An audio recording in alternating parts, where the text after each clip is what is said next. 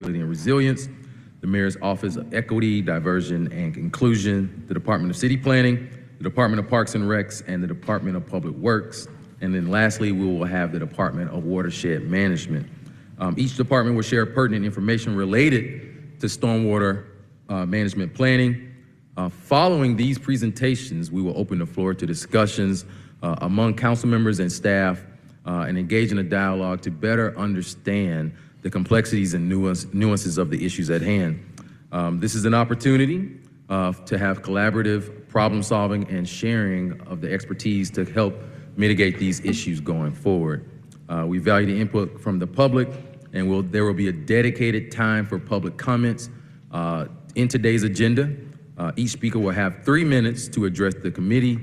Your insights are very crucial in shaping our decisions, and we appreciate your participation today. As we conclude, we will outline next steps, ensuring a clear understanding of the path forward. So thank you to all the committee members who are here today and for your commitment. So we will get started and kick off the agenda. And first, we will have the Mayor's Office of Sustainability and Resilience, Deputy Chief Sustainability Officer, Mr. John Seidel.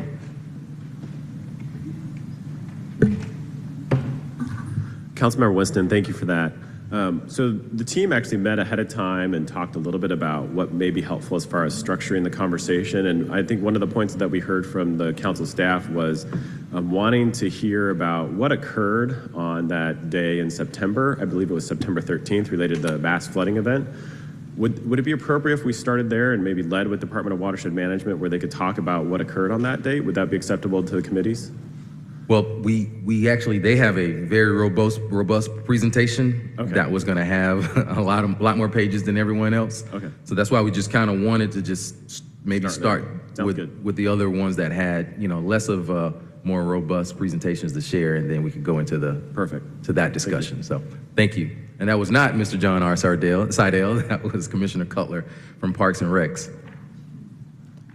But he did bring up a good point. So I think it was September the 14th that we had a significant rain event that was a 25-year event that occurred in the city. And so it was kind of the impetus for this meeting today. And there was significant flooding that was in districts 3, 4, and also 1. But, other parts of the city were also affected. And so, Councilmember Dozier, myself, as well as Councilmember Amos got together and thought that this would be a great discussion to have today. To see how the city is planning for future, significant rainwater events as the one that we experienced on September 14th. And so we just wanted to just have this discussion today and see how we move forward. So Mr. Seidel, the floor is yours. Thank you so much. John R. Seidel, Deputy Chief Sustainability Officer, Mayor's Office of Sustainability and Resilience. We have a joint presentation today with the Mayor's Office of Equity, Diversity, and Inclusion, and their Deputy Chief Equity Officer, Gabrielle Slade. So first, wanted to kick off, oh, sweet, I was looking for this. So the City of Atlanta Mayor's Office of Sustainability and Resilience, our role is not an operations department. Our role is to set policies, plans, targets, and develop implementation strategies and proposed projects that are deployed by operating departments, Department of Watershed Management, Parks or Recreation, and through those policies and partnerships, that's how we implement programs and policies that help advance our existing sustainability, climate, and clean energy goals, as well as resilience goals, which we'll talk a little bit more about today.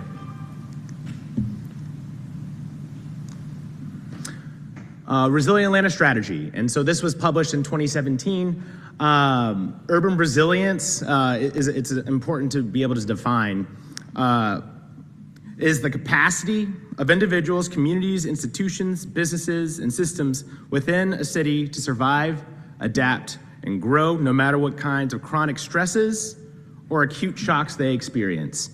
And so more context, chronic stresses, things like traffic, things like homelessness. These are daily pressures on the system where when you have an acute shock, like part of a highway burning down or a 25 to 50 year flood happen.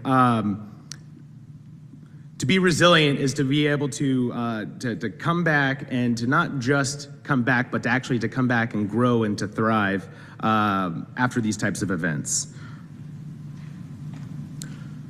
So wanted to talk about just the Resilient Atlanta strategy, because this is a document that had over 7,000 stakeholders help develop it, all of the operating departments for the city of Atlanta. Our office at the time, the Mayor's Office of Resilience, and now the Mayor's Office of Sustainability and Resilience, was one of the core key leaders in actually going in and defining and going through this visioning process, and came out with 4 visions. 1, preserving and celebrating who we are. 2, enabling all Metro Atlantans to prosper.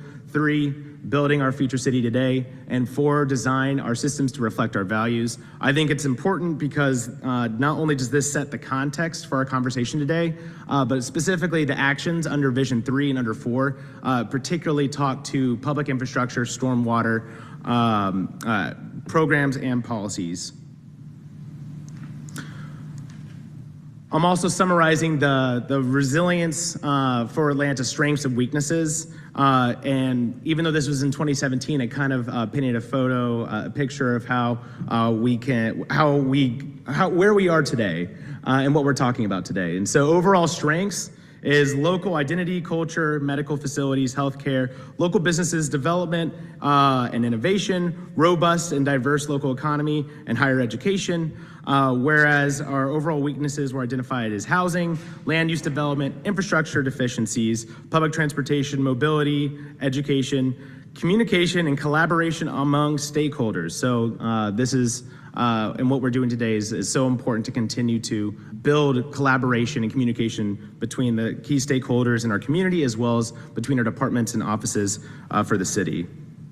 I also put up some graphics from, on the right, you'll see the division of the city. Anybody who's spent significant time in Atlanta know that we have one of the most diverse cities in the United States. You see the west, south, and southwest of Atlanta, primarily Black populations. And when you see where flooding also happens and overlay it, you're able to see this is an issue that disproportionately impacts people of color and people who, it's really hard when you're talking about affordable housing, whether you're talking about energy burdens, they already have enough stresses on their life, so that when you have an acute shock, like a 25 to 50-year flood, it makes their life even harder to be able to come back. I also overlaid Green Link Group's overlay of the urban canopy for the city. So you'll see with the different orange colors, least coverage is actually the dark, so it's actually a little bit counterintuitive, whereas most of the coverage for upwards of 50% of forest canopy. So you'll see downtown, that's where we had the least cover, but it's also where you have North Atlanta, West Atlanta, where you have especially some good tree coverage, and why it's so important when you're talking about stormwater and flooding and green infrastructure to also protect our tree canopy. Just some quick actions from our Resilient Atlanta strategy. I talked about Vision 3, building our city today, our future city today, and facilitating the development of an equitable, inclusive city while preserving and expanding Atlanta's natural environment. So there were actually a couple of targets and actions, like I said, that spoke directly to why we're here today. Action 3.4.3, protect and expand Atlanta's tree canopy. Earlier this year, when the City Council adopted a 50% tree canopy goal, we know the multi-benefits of trees, whether that's mitigating urban heat, or whether that's providing green infrastructure to act like a sponge when these events happen. So not just protecting tree canopy, but also tree plantings, and looking at the mayor's goal and supporting 8,000 tree plantings downtown Atlanta. Another action, 3.4.2, and why I painted it green is because this action has been completed. So developing a Parks and Green Space Master Plan, you might have heard of it, Activate ATL, and you'll see some of the projects that happened a little bit earlier this year. So target 3.5, really had and focused on installing sustainable energy and water efficient infrastructure improvements in public spaces for 500 homes each year. And under that target, you have multiple actions, including 3.5.2, which is create a stormwater utility fee to develop a fund, to develop and fund a comprehensive stormwater management program. I'm sure we'll hear a little bit more about that today. And then another completed action, 3.5.1, launch a water efficiency pilot restaurant program. When you have combined overflows and you have these types of events, one way that you can reduce the amount of water that's going back while you're having the storm event is by being more water efficient and not using a lot of water in the first place that goes back through the drains. And so water efficiency is a core piece of stormwater benefits going forward. I also talked about Vision 4, and this is designing our systems to reflect our values. So what does this mean? It really means adapting Atlanta civic systems to enable the city to become a leader in equity, sustainability, and resilience. A couple targets. We have 3 targets that focused and had key actions that help support stormwater benefits, as well as other types of critical city infrastructure. So target 4.1, expanding the city systems to promote resilience planning, had 3 different actions that we thought were especially relevant and has had some progress. So action 4.1.1, creating a city investment checklist to ensure equity and resilience in public investments.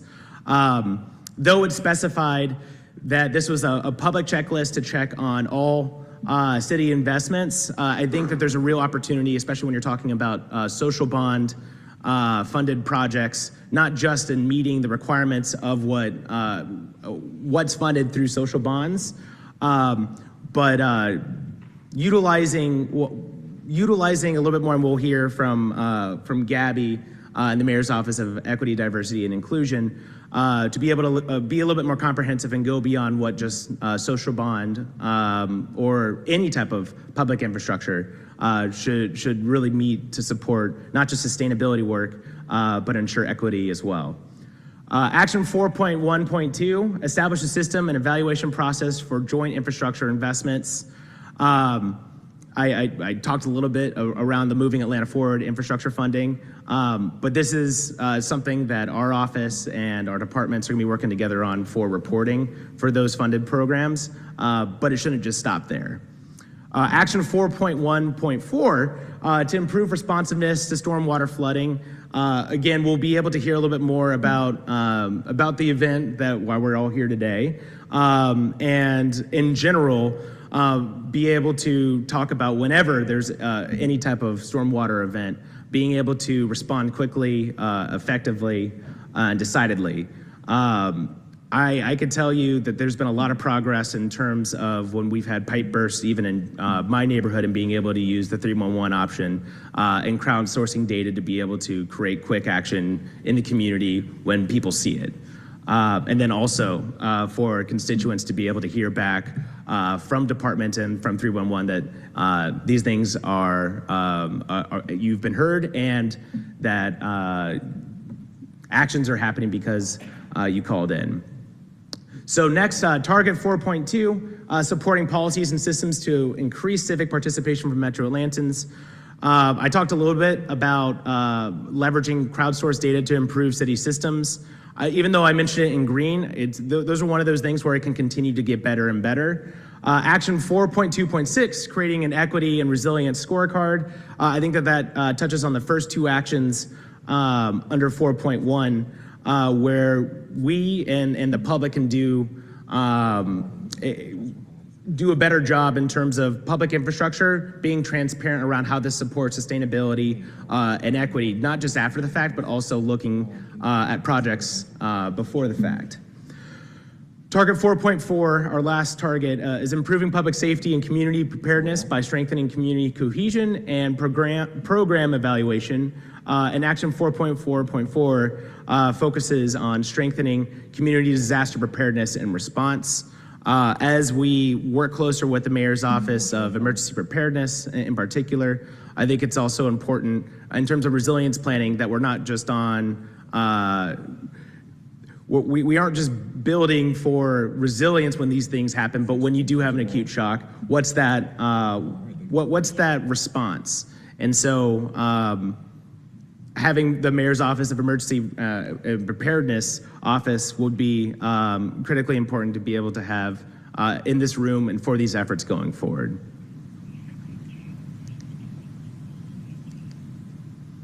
So just wanted to talk a little, because that was back in 2017, but I wanted to talk about what current policies, programs, and partnerships the Office of Sustainability and Resilience has that supports climate resilient stormwater management and helps promote that. I talked a little bit about how water efficiency helps reduce impacts in terms of stormwater events by reducing the amount of water that's being used, and therefore when you have stormwater events, there's less water during those events. So one, the Commercial Building Energy Efficiency Ordinance requires all commercial buildings over 25,000 square feet, including multifamilies, to report their energy and water use to the City of Atlanta, and then to actually go through an energy audit every 10 years. It's important to invest in water efficiency. Can't say that enough. The City of Atlanta Sustainable Building Ordinance, which requires for all new construction LEED Silver certification for city-owned buildings over 25,000 square feet. It's actually over 5,000 square feet. It's 25,000 square feet for existing buildings, EBOM certification over 10 years. And water efficiency is just one of the ways that you're able to get points on that LEED system.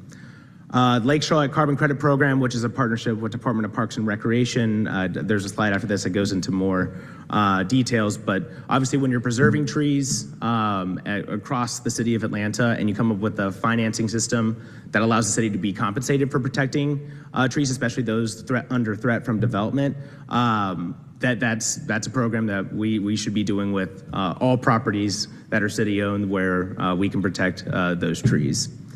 CPACE, Commercial Property Assessed Clean Energy Financing. This $500 million in partnership with Invest Atlanta can support not just clean energy and energy efficiency retrofits, it also supports water efficiency retrofits as well. The Smart Surfaces Coalition, and this is in partnership with Atlanta Department of Transportation, Department of Parks and Recreation, as we invest especially in our streets and our walkable, bikeable paths. As you'll see in a future slide, with the master planning process for Department of Parks and Recreation's trails plan, we need to make sure that we're investing in infrastructure and ways that help reduce stormwater events and not make those worse. And then lastly, the Atlanta Heat and Vulnerability Assessment. This is something that City Council is acutely aware of. But urban heat and stormwater flooding really go hand in hand, especially when you're talking about tree canopy.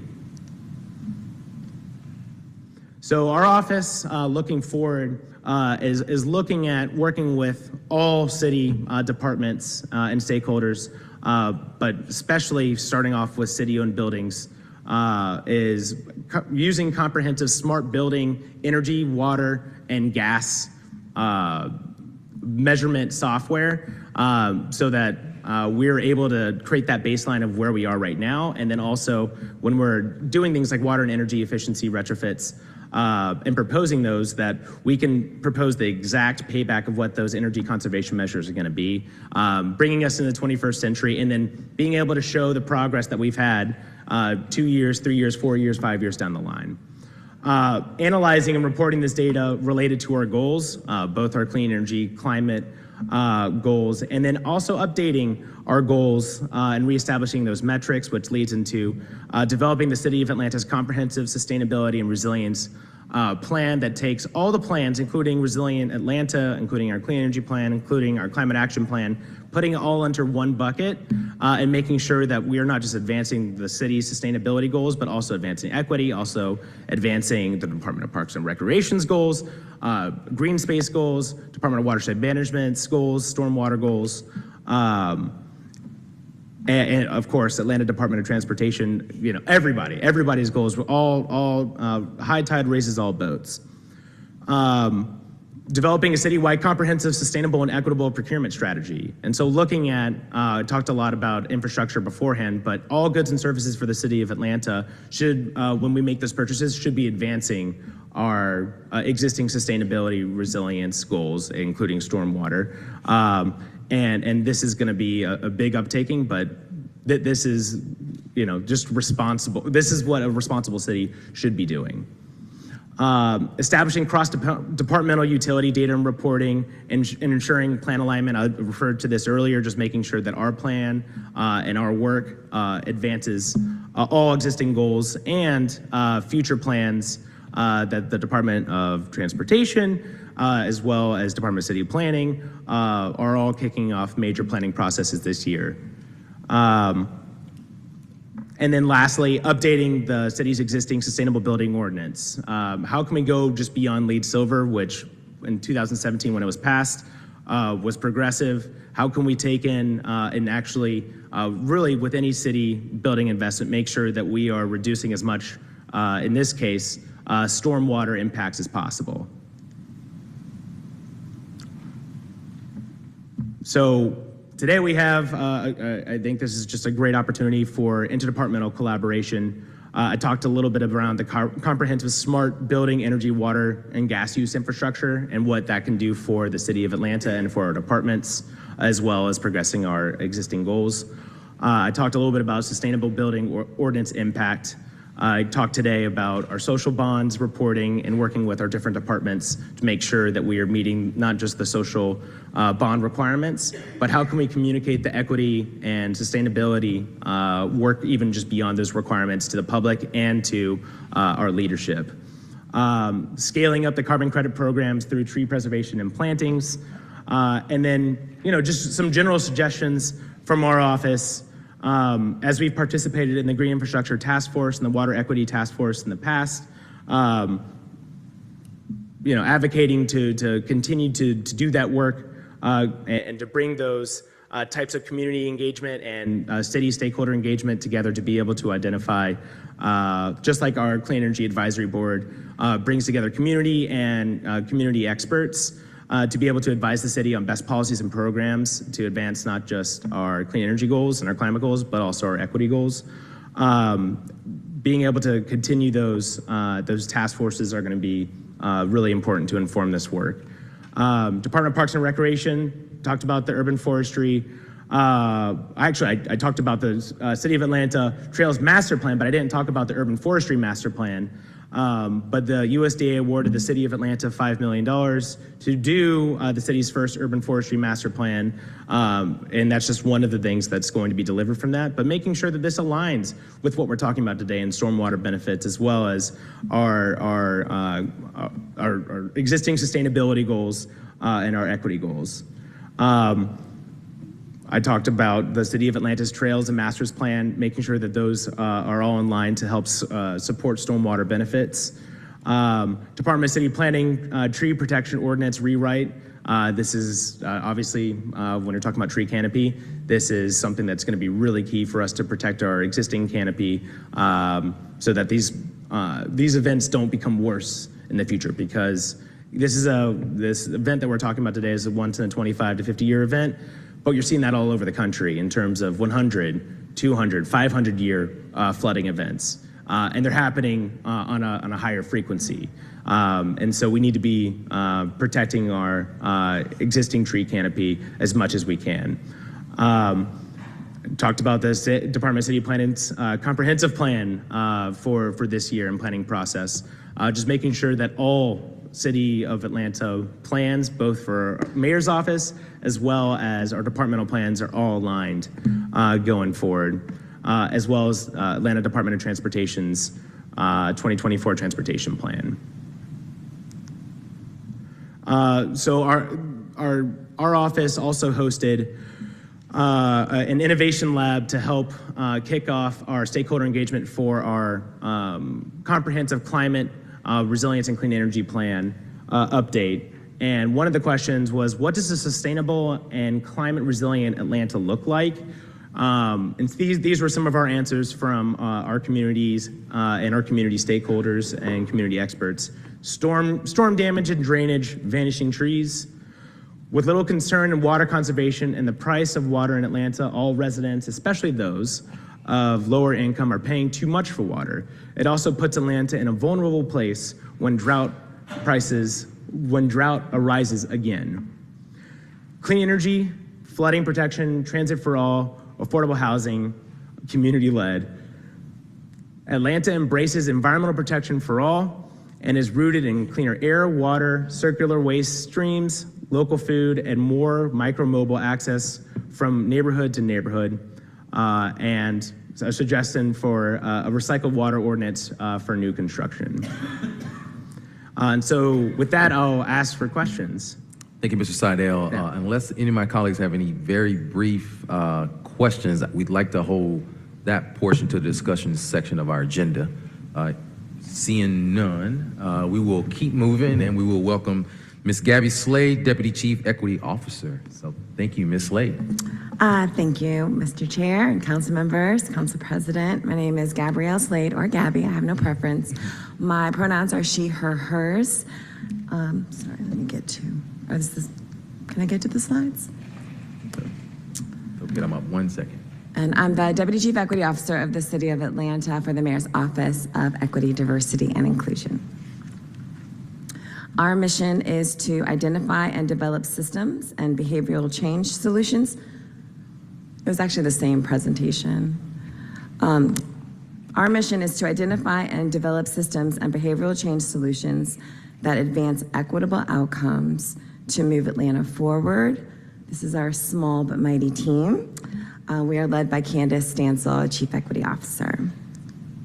So in September of this year, we created the city's first inclusive language guide where we pulled this definition of equity. The state where predictability and success or failure is not correlated with identity or cultural markers such as race, gender, and sexual orientation. It strives to identify and eliminate barriers and increase justice. And so looking at the chart right next to it are the top 10 most vulnerable neighborhoods. This data was taken from the report commissioned by Councilmember Westmoreland, and Bakhtiari was featured in the AJC over the summer, and it lists the top 10 most vulnerable neighborhoods for extreme risk and flooding. And so we could also add where you're born should not predetermine your access to strong and robust systems, and it should not predetermine your likelihood of having failed systems or flooding in your neighborhoods. And by the way, most of these are in the west and south areas from downtown.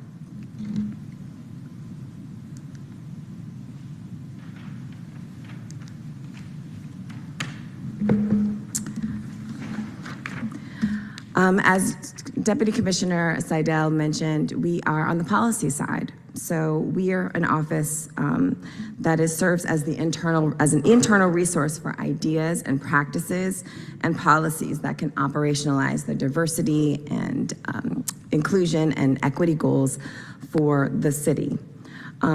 Just looking here, we have some equitable practices that we're happy to continue to explore and work as a support. But just striving for inclusive decision-making processes where you're actively involving the community in the decision-making through a robust and super intentional community and engagement strategy. Just ensuring representation from the diverse backgrounds of planning is highly important. Residents have a firsthand knowledge of what's going on in their communities, where the water is flowing and the challenges, and they should be fully engaged in the process to delineate and prioritize problems and identify solutions and strategies for resiliency. It's important to prioritize vulnerable populations. You know, is there a way to allocate resources based upon vulnerability assessments. You know, you just saw some of the data of the top 10 most vulnerable communities. Is there a way to prioritize our response or development of green space to create sustainable infrastructure? And then, of course, we should problem solve with the humanitarian impact and minimize displacement. It makes me think of historic Fourth Ward, where there's an amazing infrastructure, national model, but had some unintended consequences of displacement and higher property taxes, and of course gentrification. And so, could there have been a way where the community was involved in more of the decision making to kind of help foresee some of some of those complications and level some of those challenges?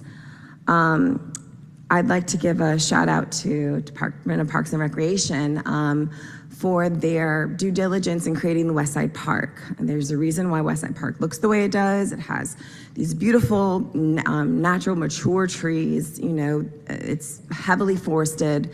Those trees were not cut down to create basketball courts and football fields, and it's community driven because they created a task force of all the surrounding neighborhoods to create this beautiful place that is connected to all of the neighborhoods. It checks all the boxes of creating 30-day supply and has all the great engineering, architectural, tribute contributions, but it also speaks to the community's wants and needs.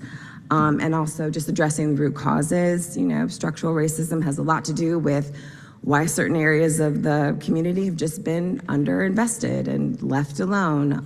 And so I also want to commend Parks and Recreation for acknowledging the atrocities with the quarry and keeping the history rich and informed, and so that we don't repeat these things. So I will close with one of the initiatives that we have coming up next month, is Coaching with Candace, our Chief Equity Officer, where she is inviting any and all leaders of the city to just help work through equitable solutions to create equitable outcomes and to serve diverse populations.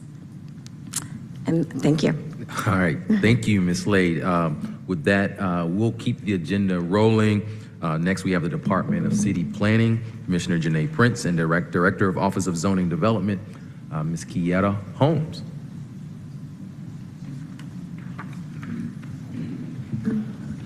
Good morning. I am Janae Prince, the Commissioner of City Planning.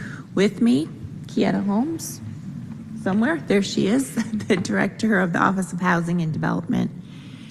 And I only have one slide for you today because I feel that most of this is going to be covered with the Watershed Department's presentation, but our department does factor into this. Do we have this slide? No? That's okay. I can speak to it. So, it's okay. It's okay. So, the flooding event that took place on September 14th was, I believe, the 50-year storm. And the worst effects were in one of the oldest parts of the city. Now, my department administers the zoning ordinance, which was written in 1982. And structures built before 1982 wouldn't follow today's rules. So I'm going to tell you what some of those rules are. And I want you to think about this in terms of, you know how when you go to the beach and the newer houses are up on stilts and the older houses are on the ground? The newer houses are following the newer rules to prevent flooding in a flood-prone area, and the older houses are not. But the things that factor in here, several things. We don't allow building in our stream buffers. And in fact, you can't disturb our stream buffers. All of the vegetation stays intact, and this helps to soak up the stormwater that does eventually flood out into the floodplain. If you want to build in a floodplain, the finished floor elevation, that is the lowest floor, has to be above a certain flood elevation. Sometimes it's allowed, sometimes it's not. It depends on the construction, it depends on the location. Now, in general, with the zoning ordinance, for our residential districts, we regulate lot coverage. And that means we're regulating the impervious surface. So pervious surface is green, lawns, forested areas, anything that the water can seep down through and into the ground. So when we say the lot coverage is maxed out at 50 or 55%, depending upon which zoning district you're in, that helps to limit the flooding because the water can soak into the ground rather than running off the land. We also have open space requirements. Again, creating a situation where the water can soak into the ground instead of running off. If you have a lot of pavement or more pavement than is necessary, it increases the flood risk. Our subdivision requirements require stormwater detention, and that is all calculated based on the size of the subdivision and how much impervious surface there will be. So the math is done and they know how to size the detention ponds. But again, this is new development, not pre-existing development from before our current rules were in place. Some of the things that we're doing going forward that address stormwater and this sort of thing would be, of course, our comprehensive development plan, which will look at natural resources. But the thing to remember about the comprehensive development plan is that it is a long-range plan, and it's a plan that's done at 30,000 feet. It's not block by block looking at neighborhoods. The other thing that we're working on that addresses climate change, resiliency, and flooding is going to be the tree protection ordinance, because the more trees we have, the less flooding we have, the less urban heat island effect we have. And we work together very closely with the watershed department on site plan review. Their site development division looks closely at all of the applications that come through the Department of City Planning.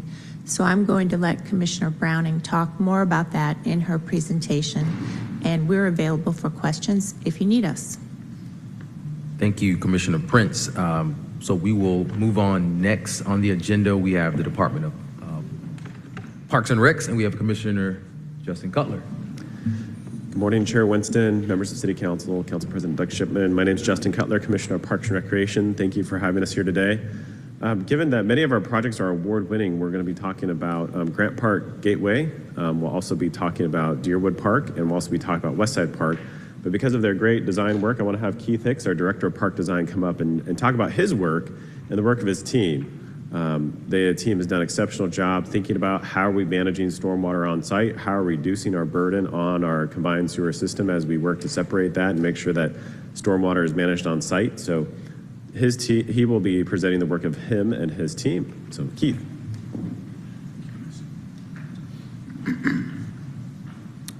Good morning, everyone.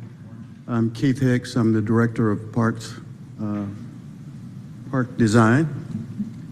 And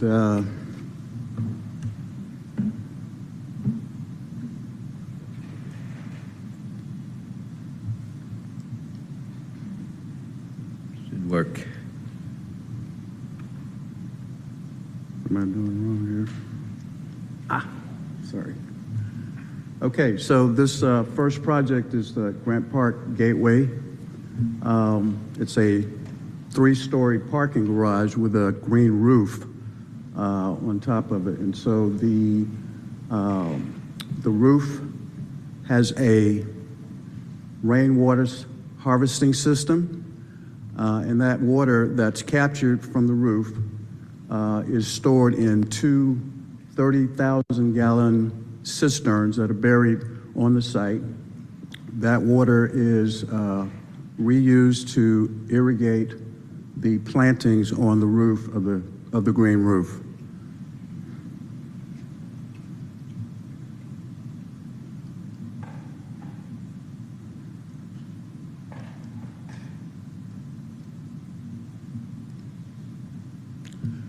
And so on the site as well is a retention pond, and the overflow from these cisterns is captured by this retention pond, and it's also a very nice aesthetic feature in the park.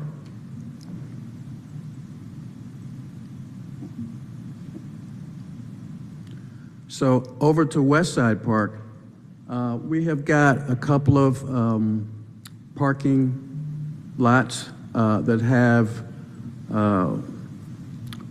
bioswales and biodetention areas.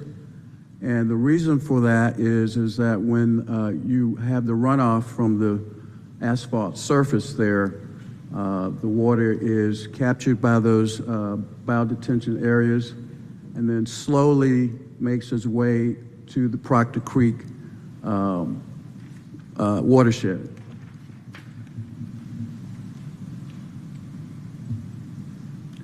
And so basically the way this works is this is like a 2.5 acre area, and the water is captured, slowed down, and then slowly seeps into the Proctor Creek watershed.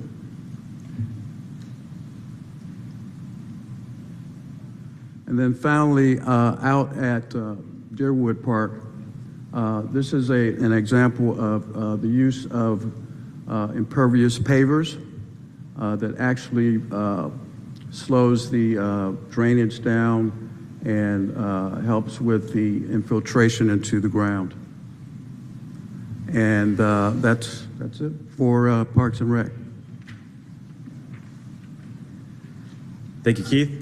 And we also have several other projects, Old Fourth Ward Park, as well as Cook Park, but we wanted to leave that to Watershed Management because that we work together at those two sites.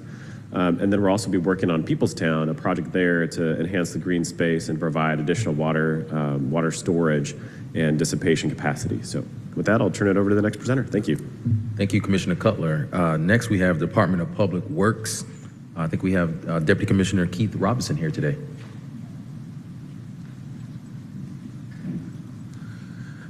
Good morning, Council Chair, and Council members. Deputy Commissioner Keith Robinson from the Department of Public Works. Currently, the work that we perform as it relates to the stormwater is actually, the Department of Public Works has a MOU in place with Watershed where we're actually doing street sweeping in the combined sewer area. Currently, right now, what we're also doing is we've hired another deputy commissioner, and we're deploying some technology that will begin to help us to better kind of keep those areas clean and debris cleaned out of those particular areas. We're looking at other type of street sweepers that will actually help keep the areas clean in that combined sewer. A big portion of that obviously is the consultants that we do have on place, like with Rubicon and someone else to really guide the department. So that's kind of our effort and our work in this particular area right now. All right. That's all for DPW.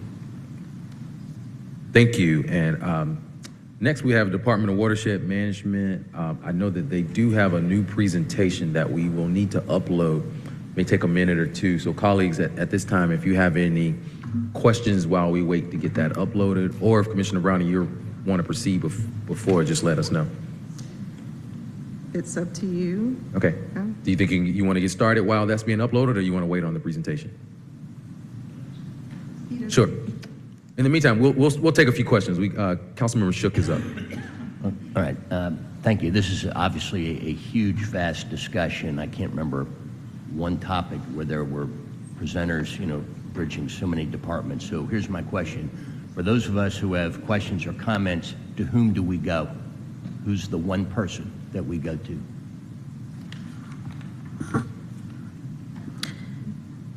I'm sorry, Councilmember Shook was distracted. What was your question? My apologies. Who is the one person that we should put our questions and comments to among the plethora of presenting departments here today? I think it's pertinent to the subject. Obviously, I'm going to cover a lot. Watershed is pretty much the umbrella for stormwater. It's about a potential stormwater utility fee. That would be you. directed to me, yes. Right. Any other questions from my colleagues at this time? Okay, so we're going to get that presentation uploaded in just a second. But I'm happy to see all the different departments in the room today. I think, it shows that there's cross, department collaboration in terms of being able to, manage the stormwater issues that our city has been plagued with over the years. I know that there are several big projects happening in my district. I was happy to see Parks and Recs show the Gateway project in District 1 and see how that ties into our stormwater, our system. Peoplestown, I know that that's something that we'll probably bring up here in this next presentation. And so, I am happy to see that there's cross, department collaboration. Looks like we do have your presentation up. So I'll go ahead and stop there and let you get started, Commissioner Browning. Good morning, council members. Makita Browning, Commissioner for City of Atlanta's Department of Watershed Management. Thank you for allowing us to present to you our presentation regarding stormwater management. Have a pretty robust slide deck, so I'll try to be as efficient as possible and hit the highlights of the presentation. So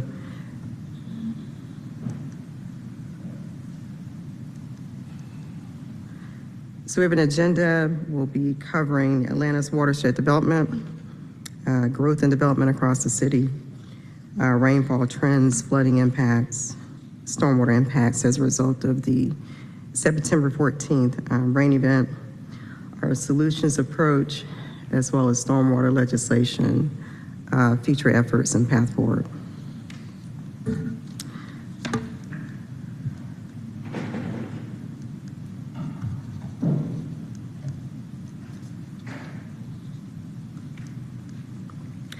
So next slide covers just facts about our system. It's about 133 square miles. We've got 10 sewer sheds or sewer basins, 7 that are west of the Eastern Continental Divide and 3 that are east.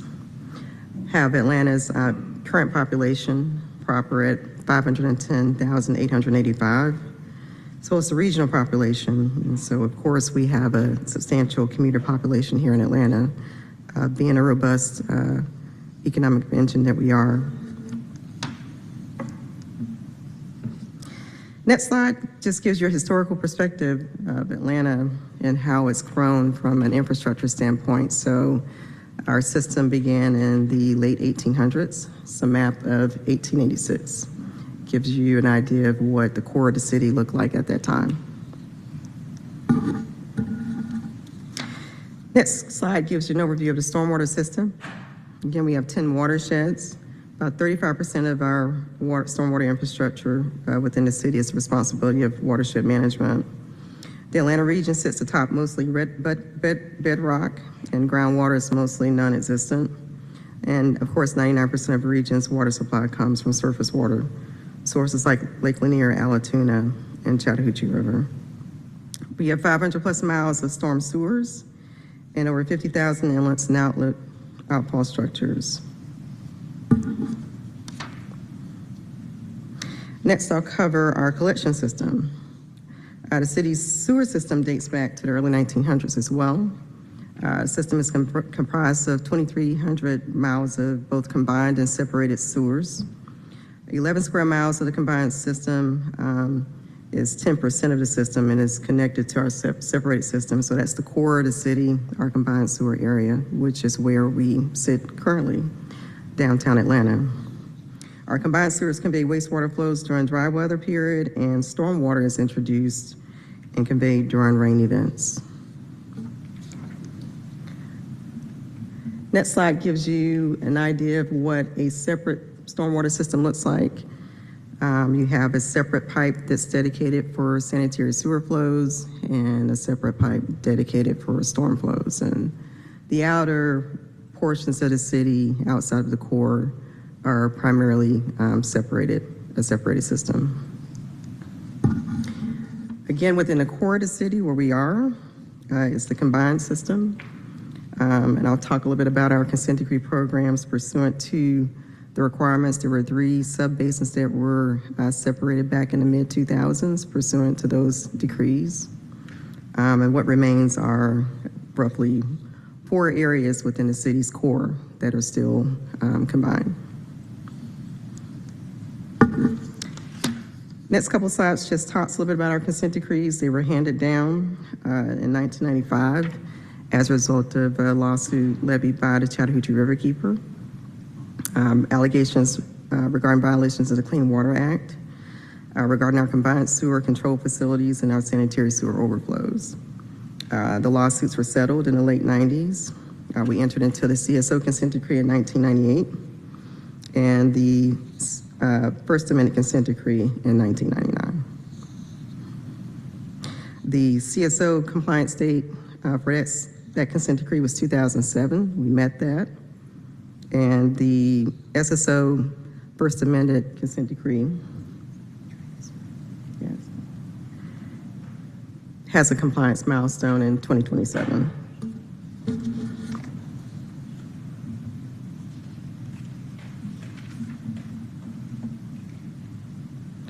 I think the slides are a little bit out of order. Let me go back.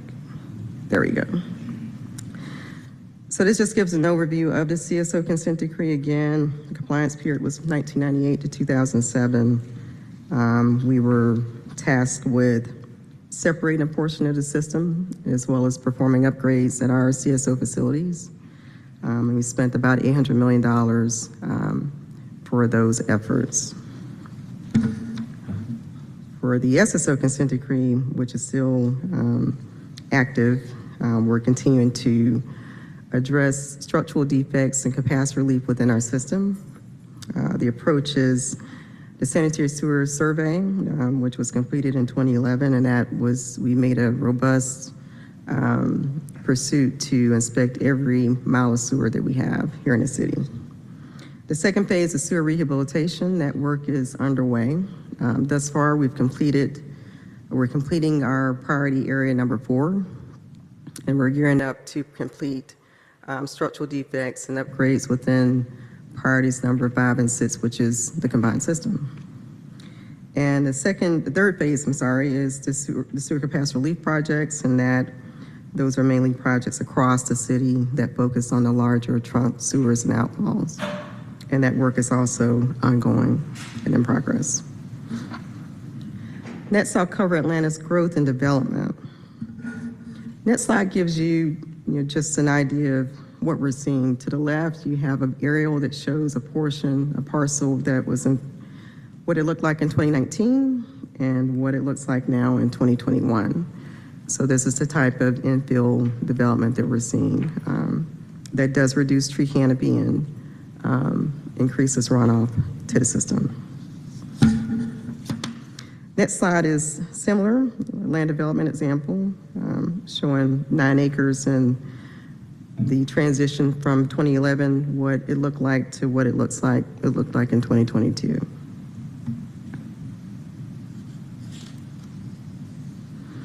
Construction valuation, I pulled this from our city planning colleagues. This gives the construction valuation as of 2021. I'll have to get those updated numbers, but of course, in this inflationary market that we're in, that $5 billion number is definitely higher in current dollar value.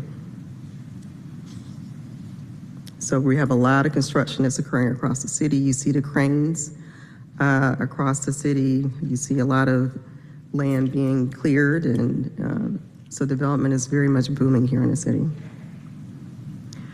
Relative to watershed, this gives an update or just an overview of the amount of developer applications that we've approved thus far since 1999 as part of our capacity relief program.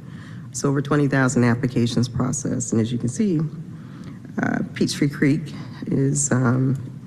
there's quite a bit of development that's occurring within that basin. Next slide gives you an overview of an increase in impervious area. We're kind of focusing in on the core of the city, which is our combined area. And as you can see, what the current impervious versus pervious percentages are for the Custer Basin, North Avenue, Clear Creek, and Tanyard Basins. So the amount of impervious surfaces are increasing. Next, I'll cover rainfall trends and flooding impacts.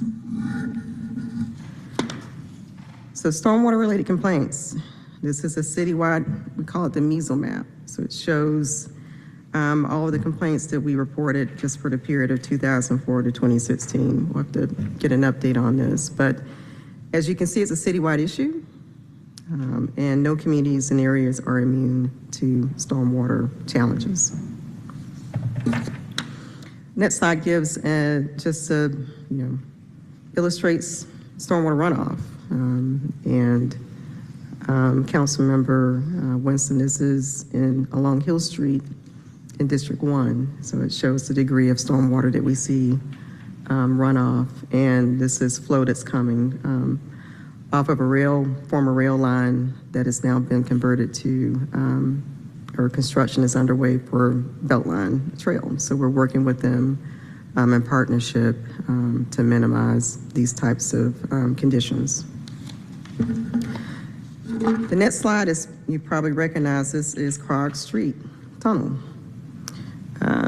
Shows it dry condition and wet conditions. And so we have a major project underway to address stormwater flooding within this location.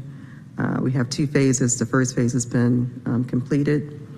We've been working with the railroad to implement the second phase, which will address the flooding within the tunnel portion of Krog Street. So these are the types of conditions that we see and how we are looking to address these conditions through smart solutions.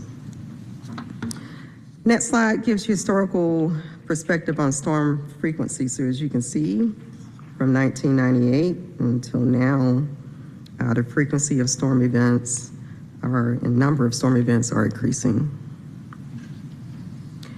Next slide gives you perspective on intensity. And similarly, we're seeing the intensity of storm events increase with the years. So that means more rainfall, more volume that's falling. And we're trying to manage those flows. Next slide gives you historical context on recurrent storm events and dates. So it gives you the rankings of the most recent rain event that was September 14th. It was somewhere between a 25 to 50 year, more teetered towards a 50-year recurrent storm event. And you can see all the other storm events that have occurred that have been a bit unusual and drastic.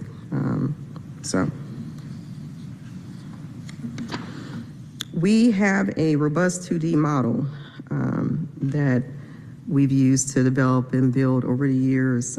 We built it as part of our consent decree program. It started off as a macro model, and we developed the micro model, so large pipes and put the small pipes. And so we are able to mimic flows within the system, and we're also able to mimic flows over land flow based on topography. So it's supported by quite a bit of data. We have over 200 flow monitors across our system. We have 36 city-owned rain gauges, 4 active weather stations, and 10 active camera sites. And so I like to say that we're a bit data rich, and this is what helps to drive us to develop the solutions that we do to address system capacity and stormwater flooding. Next slide talks a little bit about the model. Again, you have a macro model and micro model. This is all one model now. We have the combined sewers. And the combined sewers were really open channel. They were creeks way back when that were piped. And so those sewers still very much have active flows within them. And then we have our collection system data, which are the smaller sewers that are also again, are incorporated into the model. Next slide gives you a perspective on the separated basin 2D model. And you can see where it shows kind of an inundation of overland flow stormwater and how it migrates over land. Obviously, we can see how it operates or the conditions within the system, the pipe, and then this gives you, the one to the right gives you the 2D model perspective on the combined area. Stormwater impacts of September 14th. I know that's what you want to hear about. And so the North Avenue Basin, sub-basin of Proctor Creek was probably the most severely impacted. There were other areas within the city that was also impacted. And notably was Clark Atlanta University. So you can see the rainfall volume was about 2.8 inches, but the intensity was about 5.36 inches, which again equates to roughly a 50-year storm event. And that was all in within 1 hour time frame. The photo to the right shows the impacts to Roosevelt Hall over at Clark Atlanta University. And so I visited that location the next day after the rain event to assess conditions. So flood event actions, we've had meetings with the AU Center. Representatives met with the coordinator across all the schools, Dr. Hodge. We had a meeting with Clark Atlanta University to better understand the conditions that they saw during that September 14th rain event. We were able to exchange data, and we are continuing to exchange data. We're interested in understanding Clark Atlanta and all the schools, what their proposals are for future growth and development, and want to make sure that we're a part of the conversation and being able to provide them guidance and input on smart practices and stormwater measures that they can consider for implementation. We also met with Spelman College, and we're looking to schedule a meeting with Morehouse College as well. So we'll continue to be engaged with those institutions and, again, make sure that we are being good partners and sharing in information regarding good smart measures, understanding what they're doing from a stormwater management perspective and how that can align with the projects that we have proposed for the area. This next slide is Northside Drive and MLK Drive, and it shows a church parking lot that was severely inundated with stormwater flows and flooded on a September 14th event. Next slide shows Rodney Cook Park. And as you know, that park and pond was commissioned last year. It is a notable capacity relief project that we envisioned several years ago. Truth be told, the project we originally envisioned to put a underground storage tank in a soccer field over top. And so with community feedback, we had already implemented 044 Park and Pond, and community stakeholders said, hey, we want to see something like 044. We want to see something with a wet feature and something that would be a benefit and amenity to the community. And so we took that input and transformed it into Rodney Cook Park and Pond. So it is a capacity relief project. It's got a dual benefit. It was designed for the 100-year storm. For those that know, we had that occur back in 2002. And so as a result of that, this design, and actually we were able to see how it performed during the 9/14 event. And as you can see, the portion where the wet pond is mainly the part that was inundated with flows, but the whole entire block, the whole park is really designed to flood if need be. And I think that if this installation, this project had not been constructed, the flooding within that location would have been drastically worse. So we were able to see the performance of that installation. We were able to even identify some additional things that need to be buttoned up. regarding stormwater capture for the location.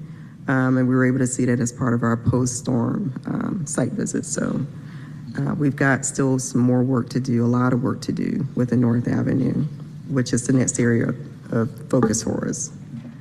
Next slide is Parsons and Larche. This is within Atlanta University Center, Clark, Atlanta. And this just kind of gives you an inundation perspective of elevations. And so Spelman and Morehouse are at higher elevations than Clark, Atlanta. Clark, Atlanta is essentially in the low point of the area. So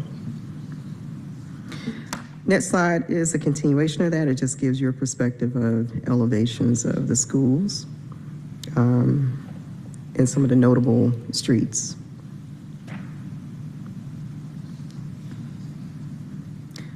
There were other areas that flooded as a result of the 9/14 rain event. We quickly mobilized to try to help customers and citizens that were adversely impacted. So we developed an online tool where customers could go on our website and complete a complaint form and give us a summary of what items were impacted, personal items were impacted. And so we received 117 complaints. To date, Department of Law Claims Division has received 31 claims. We leveraged our existing contracts to complete exterior cleanup of properties to assist customers, and we are leveraging our expanded Care and Conserve program to support our eligible customers who fall within the income threshold. So, stormwater management solutions approach. So this, again, being data rich and having kind of a method to the madness of how we tackle projects and how we develop solutions. So starting from the bottom, we have the conveyance that is taken into account for stormwater management with proper sewers and drain systems. When you begin to move forward to more volume, it becomes a more conventional green infrastructure for storage. And so we try to balance those types of solutions where appropriate. There's some instances where it just purely needs to be a gray solution. There's instances where green is sufficient, and then there's instances where a hybrid is appropriate. And then as you begin to move forward with exceedance control and flow management, that's in your 5 to 25-year return event. It's just managing flows as best as we can with the measures that are put in place. And then anything greater than 25-year, it is just resilience and emergency. There are going to be some events that are just, unusual and too much for the system to handle. And so they fall into that category. But this just gives you a sense of the methodology and approach to how we tackle development of solutions. Kind of carrying forward the same message, as you can see, green infrastructure is going to capture that first 1 inch or so of rainfall, and so then everything else, it becomes a, storage or conveyance or exceedance. So this gives you a sense just of runoff versus time, how the system would operate. Next slide talks about our green infrastructure program. You've heard about the equity task force, and we really try to balance and make sure that we're fostering development of green measures as we see a lot of benefit to those measures from a water quality perspective and storage perspective. And so we have our Green Infrastructure Strategic Action Plan that was developed in 2018, and we're continuing to foster that plan and put it into motion. And that's a citywide advancement of projects. Next slide covers the types of measures. Of course, you've got rain gardens, planters, bioswales, pavers, or an option, wetlands, constructed wetlands, and bioswales. So those are a variety of green infrastructure measures that we implement and are part of our toolbox.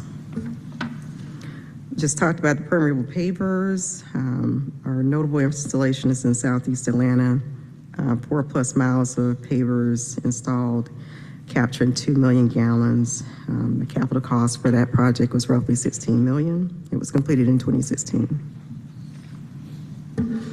Our environmental impact bond, so we've got projects that are focused in Proctor Creek, which is one of our impaired watersheds from a water quality perspective.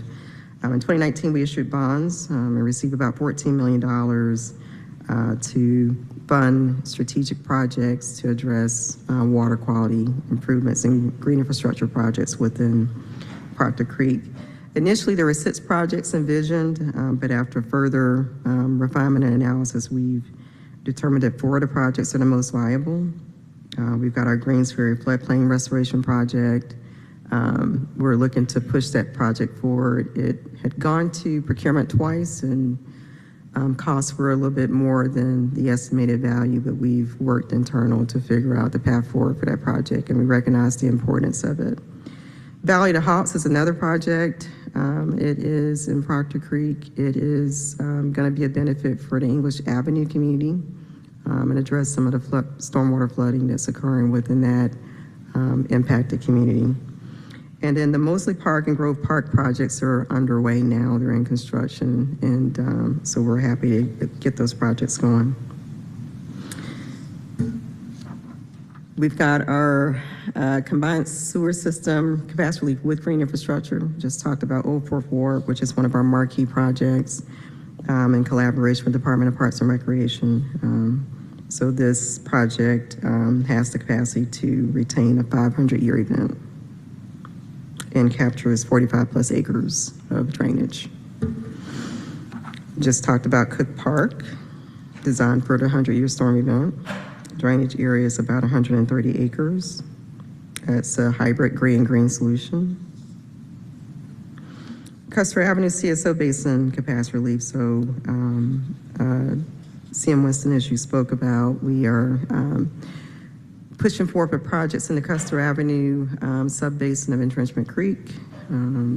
Notably, we have our, I'll talk a little bit more about the projects that we're implementing there. We have the media lot. This was a project, a vault that we put in the former Braves parking lot, now Georgia State parking lot. And so that project was completed in 2014. It's about 6 million gallons of storage on the Lloyd Street trunk system and that's in Southeast Atlanta. Layering in projects to further capture flow and provide capacity relief. We have our Custer Avenue multi-benefit capacity relief project. This is again a green solution that we're partnering with the Department of Parks and Recreation on. We just got the executed agreement for it. I'm going to look to hold a project kickoff before the end of the year and have our design build team hit the ground running just after the new year. This project is going to be, it is another marquee project. We're looking forward to discussions with the community stakeholders to get more input on amenities and get input from them on what things they want to see. And we'll take care of the rest subsurface so that it achieves the capacity relief that we need for it. And so our design will be able to capture between 18 and 24 million gallons of flows within the system. And it is a $72 million project. Stormwater legislation and path forward. So the next slide gives you an overview of our municipal option sales tax. That is a tax that's been in place, the 1 cent sales tax to support our capital programs. 10% of it is allocated towards stormwater projects. We've been very prudent and wanting to make sure that we're tackling the most problematic areas first. But we have an array of projects that are proposed from a 5-year look ahead, looking to implement. And so this gives you a perspective of the proposed investment in stormwater improvements across the city. You can see what has been invested 2019 through this year. This year was a little bit of a lull. We had to, got a limited contractor pool. And then the next graphic gives you the projections for 2024 through 2028. Next slide talks about our stormwater inventory. We're progressing that. Efforts commenced in 2020. And the goal of that is to inventory all of our assets, including catch basins, head walls, and conveyance. And so a lot like what we perform for our sewer system, we're doing that for our stormwater system. We're looking to get that completed within the next 5 years. Next slide gives you an overview of projects, stormwater projects, known complaints, solutions that we've developed. So we currently have 200 plus projects identified. And so this gives you a graphic and perspective of how those projects are allocated or disseminated across the city, across the council districts. Next slide really kind of talks about the path forward. Again, North Avenue CSO Basin was one of the largest hit areas by the 9/14 rain event. It talks about the projects that are proposed and the amount of investment and infrastructure improvements to help address capacity relief and localized flooding. So we have proposed about $82.4 million in projects, holistically proposed for that area.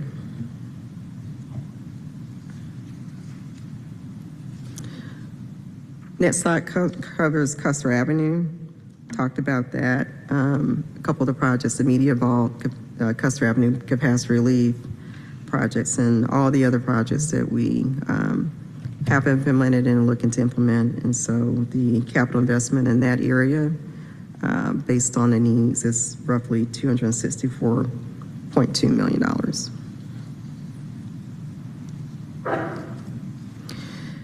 The next combined area is Clear Creek. This is notably Ponce City Market Civic Center area. We've got projects that we've been activating and are going to continue to activate within that combined area. The notable one completed is the Civic Center Vault. That was completed in 2019, and we have several other projects that are proposed to do the same thing, to address system capacity relief and localized flooding. And we even have a project that is a potential conveyance tunnel, just based on the conditions that we're seeing. So about $259.8 million proposed for that area. This next slide covers our imperviousness support for 2D models. So we are getting on the bandwagon with technology and AI. We utilize the service to be able to accurately calculate impervious areas throughout the city using high-resolution aerial imagery. So this effort is very important because it's going to allow it to us. We're going to use this data to help to develop the stormwater utility, use it as an approach for stormwater utility and determining parcel per parcel what that rate needs to be. The next slide covers our mapping in potential inundation areas. So we commenced a stormwater technical advisory committee last fall. It's composed of a few distinguished council members, developers, engineers, community engineers. We came together to talk about flooding that's occurring across the city and being able to identify parcels that are prone to repeat flooding. And so some of the input factors included the FEMA flood risk designation, the 2D modeling. And so we are working to finish up this effort in developing a mesh layer that can be shared interactively with the public. I think it'll benefit our development community. They'll be able to go on our website and be able to see specifically areas and parcels that are prone to flooding. And so, of course, it supports our site development, planning, and zoning colleagues. As it helps them identify risk areas during the permitting stage.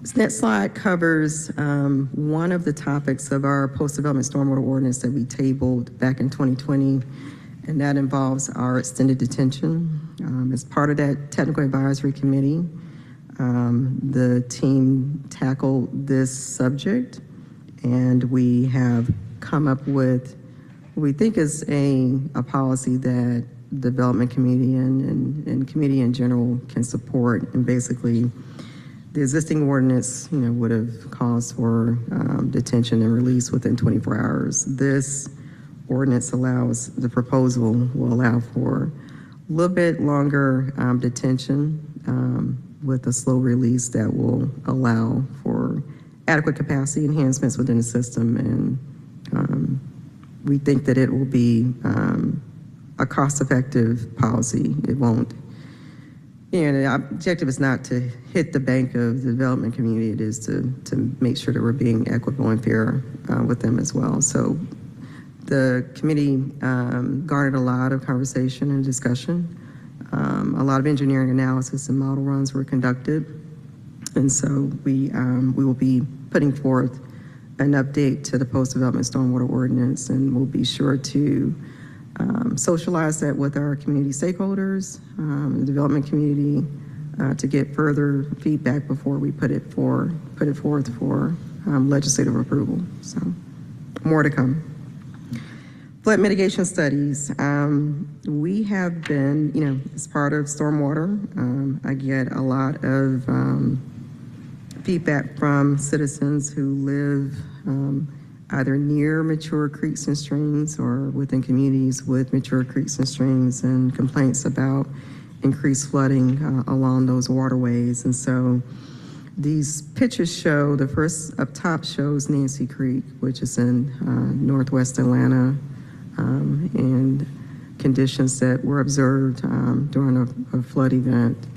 And the bottom shows Peachtree Creek Memorial Park, flood events that have occurred repeatedly there.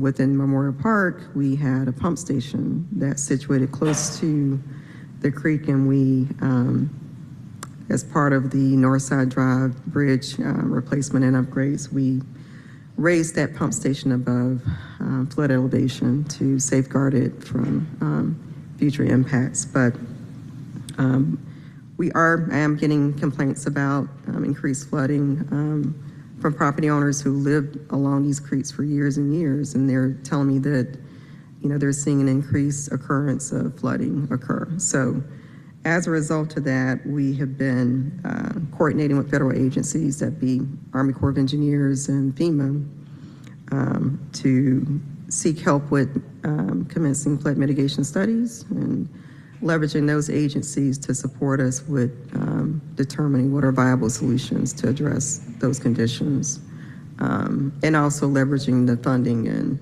implementation support that they can provide to us. So at present, we've got studies that were completed for Pool Creek and Lakewood Park, and we're looking to garner their support with completion of studies for other mature creeks and streams.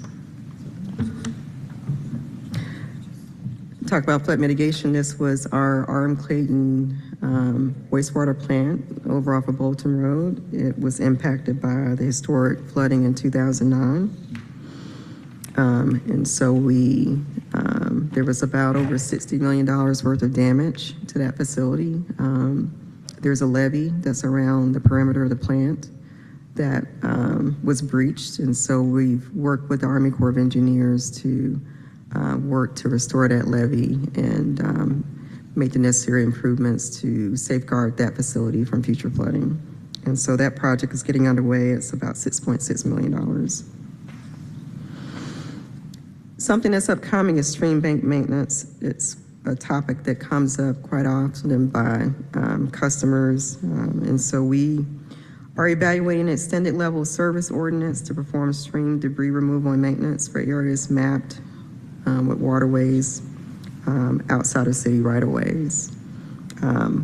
Typically, when these types of situations come about, we'll conduct easement research and confirm if there's any public assets. We'll confirm if there's instances where stormwater flows from the right-of-way is conveyed across private property to a creek and stream. And some drainage ditches and swales are deemed private. So right now we're having to do, the necessary research to confirm the responsibility, but we are looking to evaluate instituting a level service, extended level service ordinance and support to customers. Stormwater utility, and so that will generate funds, dedicated funds for stormwater management, for our stormwater management program. It will assist with the maintenance of stormwater infrastructure, storm drain cleaning and sweeping, response to drainage complaints, repair of the system, capital improvements projects, which I talked about in a couple of previous slides, watershed protection and channel restoration, and overall administration of the stormwater program. And so we've been working with our internal technical team and financial teams to determine what's going to be the best approach for a stormwater utility. Of course, we want to determine an effective and beneficial approach for it. And so the framework will consist of public outreach, external and internal stakeholder participation at the inception and implementation, current and future costs of managing a stormwater utility, the rate structure, and of course, affordability is a big factor in things that we want to consider. The billing of it, is it billed on the property tax bill like some agencies, or is it included in our water sewer as an additive to the bill? And of course, customer service is another factor that we'll be considering as we look towards an implementation. And so we are working with the financial team to figure out what's going to be the best approach. I mean, there's options to institute an across-the-board small fee just to get started and then move towards the more robust fee. Those are things that we're considering. And as we look to polish off the approach, we'll look to socialize it with the administration and city council to get your input on it. And of course, again, most important to get external stakeholder feedback on the approach. But work is in motion. We've been working pretty hard for the past several months to develop the approach. We look forward to sharing it with you. So path forward, we'll continue to progress with implementation of capacity relief projects pursuant to our consent decree requirements. We're going to continue to progress with citywide stormwater asset management inventory efforts. Of course, we're going to continue to implement our EIB projects. We're going to focus on adequate system capacity and mitigate flood risk while incorporating resiliency to combat climate change. And so with that, where there are projects, we have all the data and the modeling efforts where we would typically design our solutions for a certain normal rain event. We are now designing those solutions with a higher level of protection that will accommodate resiliency and improve our ability to safeguard against impacts for drastic rain events as much as possible. So we're factoring that into our solutions development. We're going to continue to leverage green solutions to achieve volume capture and to mitigate flooding. Going to continue to foster strategic project partnerships with stakeholders such as Department of Parks and Recreation, APS, and Atlanta University Center. We'll leverage federal funding programs, our state revolving fund, our EPA programs, and FEMA as well to support projects and offset capital costs. And we'll continue our efforts towards the development and implementation of a stormwater utility to support our efforts. That concludes my presentation. Happy to answer any questions. Thank you, Commissioner Browning. So that's going to open up discussion with my colleagues. So I'll open it up for them. Council President? All right. Thank you. Thank you all for being here and for a comprehensive presentation. Just a few things to make sure that there's clarity. Early on in your presentation, Commissioner, we'll start with the most recent presentation. Early on in your presentation, there was a slide that said 35% of the infrastructure was DWM's responsibility. That's infrastructure within the right-of-way. Within the right-of-way. Within the right-of-way. And again, we have to look at infrastructure that is traversed off-road. We have to do easement and determine if we have any ownership in those assets, but the bulk is within the right-of-way. So just for clarity for the public, 65% is thus in private Infrastructure. Private infrastructure. And who's the responsibility of the private infrastructure? You know, if it's a pond, it's going to be the HOA or, developer or a private homeowner. There are some instances. And then there are some communities in the city, when we go and do our research on the development plats, it will say explicitly that the infrastructure is private, so. Okay. And I'm assuming you've in your assessments and such, you've sort of taken some of those you've mapped those and taken those into account and know where there are specific. We are, but of course, as we continue the stormwater inventory, we'll be able to, critique and validate that number. Yes. It was interesting the data that you had about the frequency trend and the intensity trend, and even the most recent 914 incident. It was more of an intensity. It was really driven by an intensity trend over a volume trend, right? 2.5 inches is bad, but at 5 inches an hour, 5 inches plus an hour, it's short duration events. Short duration. Yep. Does that particularly change the way that you think about the infrastructure itself? Just give us a bit of an overview, given that intensity looks like it's going to be a challenge. Intensity is a challenge.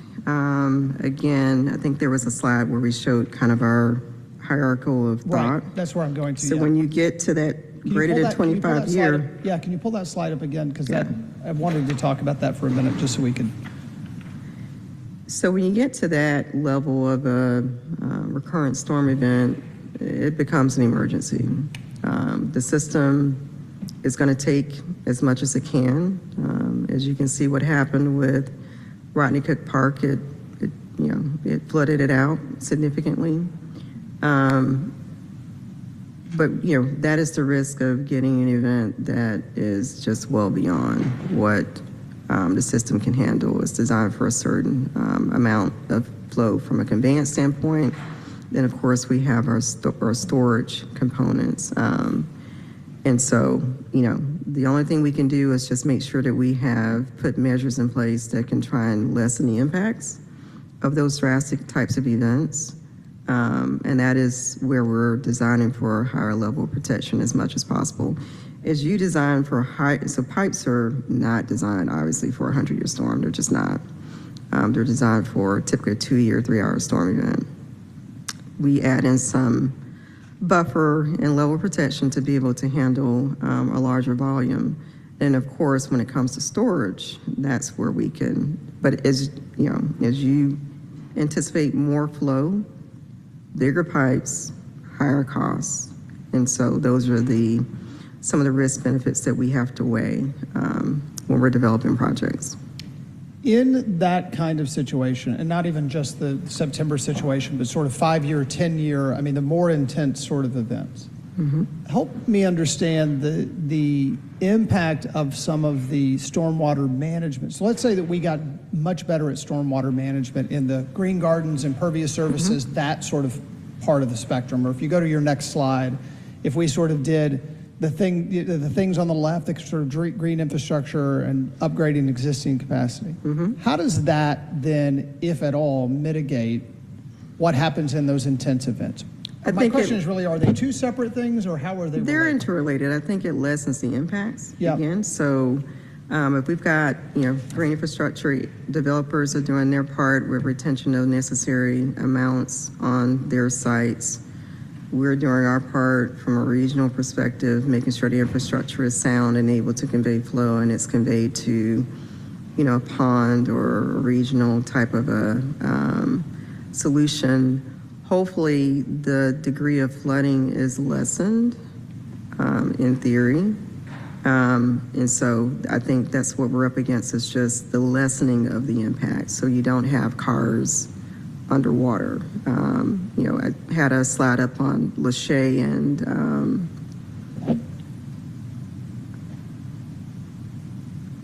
this Parsons and Lachey. And so that street, and that's one of the notable photos that was on the news where it showed the cars underwater. It's the lowest point within that location. And so in our conversations with Clark Atlanta University, what we're advocating for is for that to not be a drivable street. Maybe that needs to be a green street. So that kind of a thought process of understanding topography, understanding the locations that are prone to flooding, making thoughtful decisions about what's there. And so for us, we're looking at that location and saying, okay, this is where we saw the cars underwater. That doesn't need to be a drivable street. It's got a flood risk. It's the lowest point. But then also, you have the universities that are doing their developments and growth, and they're putting in measures, pavers and cisterns and things of those types of measures. How can our projects align to better capture the flow to lessen the impacts of that location? And so for us, we're looking at potential tonal spur. So we have the amount of capacity and a free discharge for water to drop in. So we're looking at it from a solution standpoint of what is going to be feasible for us to do to try and mitigate the flooding as much as possible and lessen the impacts in the event of an unusual event. Which ties into my next question about permeable pavers. You showcased the project in Southeast Atlanta. Obviously, if that were to be a closed street, you might want a permeable surface on it as well to sort of help with it. Talk to me a little bit about how you see permeable roadways in the future. We haven't done a lot of them, right? We haven't done a lot. We've done more than a lot of cities, I will say. I like pavers. I do. I think that from an engineering perspective, when we look at solutions, we're looking at the location, right? And I remember when the pavers project was envisioned, and we were like, okay, we think that'll be cool for the area. It'll help to address some of the localized flooding, and they do work. They are very much maintenance driven.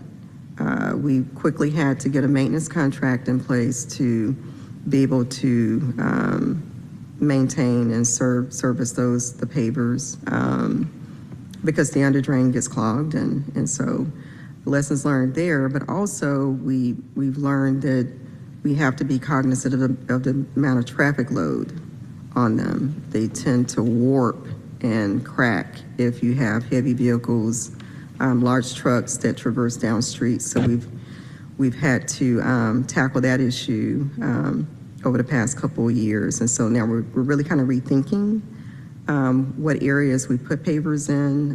I think there's one location, one intersection where we're going to have to just take them out because of the amount of traffic load that goes through it. But they do work. I think they work very well in parking lots. They can work well in residential streets, but it's always the question about the amount of traffic and loading. Gotcha. Just finally, spending a little bit of moment on the stormwater utility proposal slides. So just to clarify, is it envisioning of a stormwater utility, or is it envisioning of a stormwater utility fee that resides within existing city infrastructure? I mean, do you envision that eventually this is a separate department, that it's a separate entity? Is it a quasi-entity? I mean, what exactly is envisioned here? So I envision it as a program under the purview of Department of Watershed Management. We have a stormwater program. We have a stormwater team that we are continuing to build out. And again, that fee will help to address and implement all those array of projects that we've identified as a result of complaints and understanding where there are stormwater challenges across the city and across the system. So those proceeds from that fee will help to drive those projects as well as maintenance and the administration fee.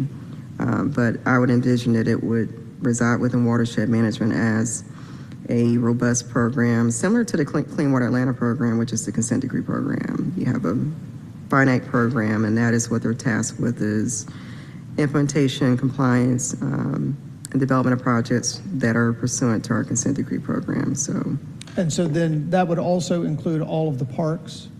What would be the relationship if that were in this vision that you have of how it would relate to entities that, or, you know, infrastructure that's within parks? So with Department of Parks and Recreation, you know, say for 044 and Cook Park and even what's upcoming for Custer Avenue, we enter into MOUs with them. And so basically the parks green space portion of it typically will fall under parks purview, whereas the wet infrastructure, subsurface storage, wet ponds, or what have you, that are more wet features will fall under Department of Watershed Management's purview to maintain and operate. Okay. So that's, in your opinion, that's it's sort of an extension of the existing Yes, approach. it's cross-functional collaboration and operation of an asset. Gotcha. Okay, and then this question is for anybody who wants to take it who's presented. What are the 2 or 3 things that you would ask council to prioritize in all that you've seen here? So one is, I think I will put one out, which is a stormwater fee. That's clear that's an ask that's here. Besides that, what are the 2 or 3 biggest, this would make a huge impact difference from a policy perspective? Okay. For me, it's stormwater utility fee. In addition to that, we have some other ancillary legislation that's upcoming. Our fees within Department of Watershed pertinent to us are very dated. And so that includes all of the administrative fees for issuing permits and meters and everything. So we're going to be looking to leverage and introduce legislation to for updates to those fees.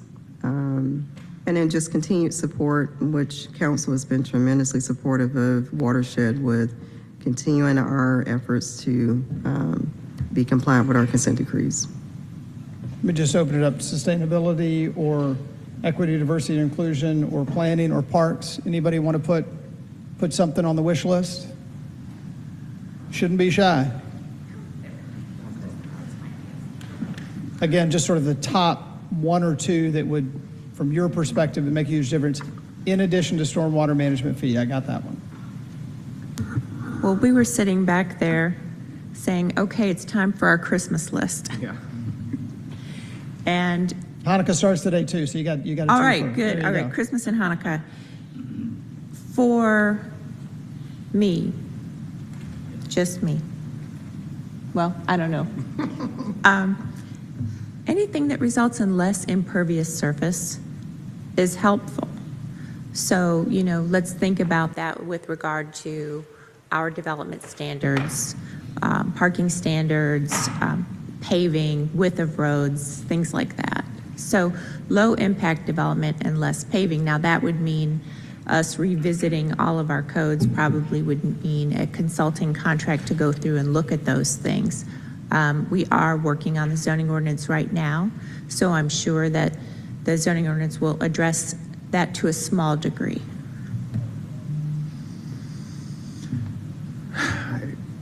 Yeah, it's holiday time, so I'm glad to hear this ask for a Christmas list. I'd like to go back and speak with our chief, who couldn't be here today, to be able to provide that. But I think anything that helps stormwater benefits, overall climate resilience, I think including the Mayor's Office of Emergency Preparedness, so that when these things do happen, you know, to be able to effectively communicate it, we're all on the same all in the same loop. I know I talked about some suggestions from a resilient Atlanta strategy. I think that, going forward and making sure that, these projects and proposed projects are as inclusive, as possible, and have some type of means to measure beyond just the stormwater benefits, also the equity and overall climate resilience benefits, so that a higher tide raises all boats.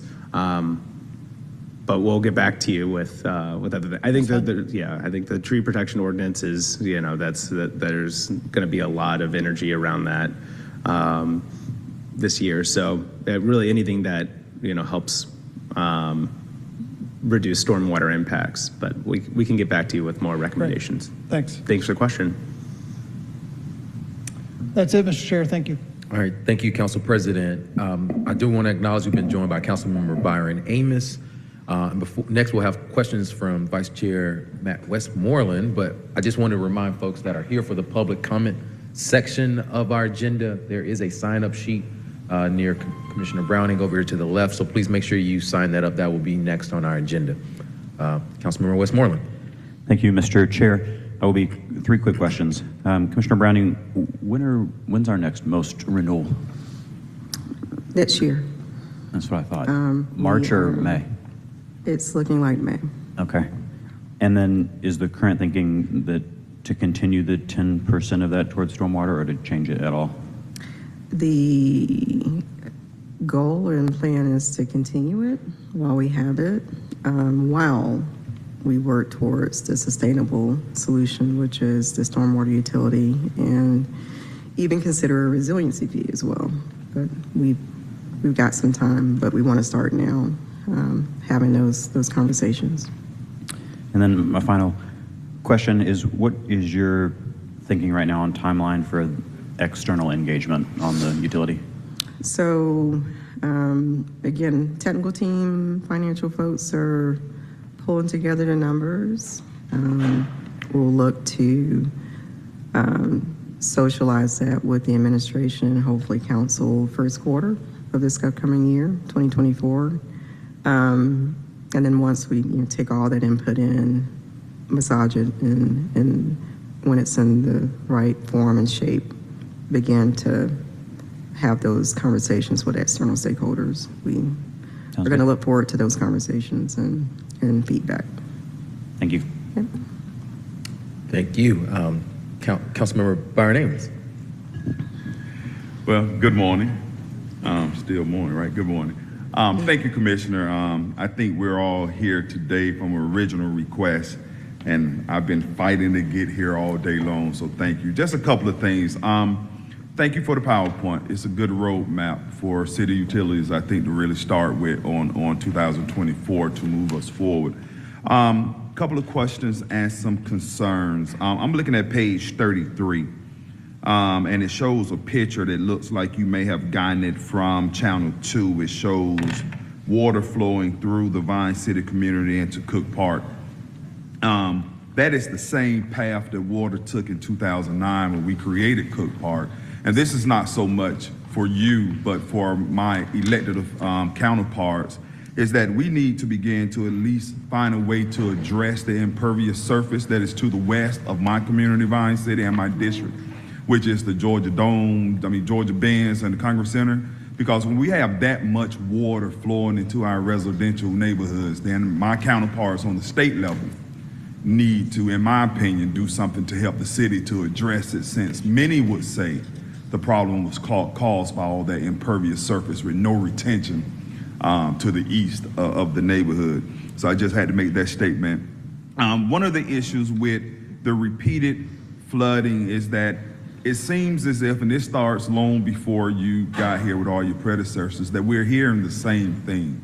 All of the capacity work, all of the work that was done along Boone and the creation of the park is either the number of year rains that we're getting is increasing, or that work is really not helping. Because so I'm glad to see that we're dedicated to, doing something different And then the question is, when the West Side Park Reservoir was brought on board, we made this big deal about Driller Mike that was drilling a tunnel to add more capacity, because at the end of the day, you're right, and I'm glad Council President brought up the issue about storage, and I was watching on Facebook, so thank you to Communications Channel.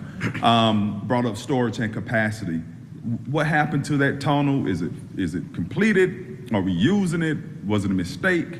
Where are we when we talk about capacity and storage?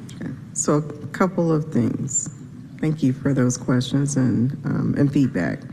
And thank you for your keen eye from the flooding that occurred that migrated from Northside Drive across the parking lot between the homes. We picked up on that as well. I will say that that was probably a oversight in the design. We spoke with the property owners who were impacted by that flow migration from Northside Drive and were able to get a lot of input from them. And the gist is the flow wasn't properly captured and conveyed to the pond. So that is something we plan to fix. You spoke about the age-old flooding issues within Vine City, English Avenue, which we're aware of, and obviously the 2002 event was very notable.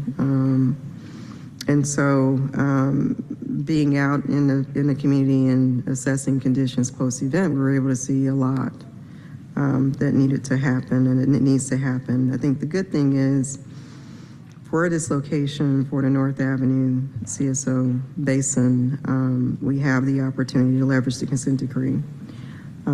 Those projects which are in concept, and so as a result of the event, we're able to refine and tweak those projects and make sure that all the necessary components are being contemplated to mitigate flooding as much as possible within the community. One thing I spoke about during the questions from Council President Shipman was just the types of rain events that we're seeing. We are seeing increased frequency and increased intensity of storms, and some are just well beyond what the system is designed for. However, we are designing projects with as much level of protection and safety that it can hopefully mitigate the impacts as much as possible, understanding you're always going to get a rain event that is just a bit drastic. But our goal is to try as much as possible mitigate the potential for cars being underwater and it causing a public safety issue, and identifying those locations and determining what are the measures that need to happen in order to safeguard against that happening. I talked about Parsons and Lachey, where the cars were underwater, and our talks with Clark Atlanta,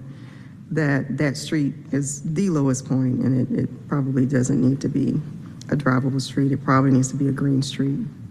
And so our conversations with those schools have been helpful for us to figure out and understand what they're doing and be able to provide input to them from stormwater management perspective, and then that helps us to figure out what are solutions we need to implement within the public realm to address system capacity. And then the last one regarding West Side Park, that is for raw water. It's not a wastewater.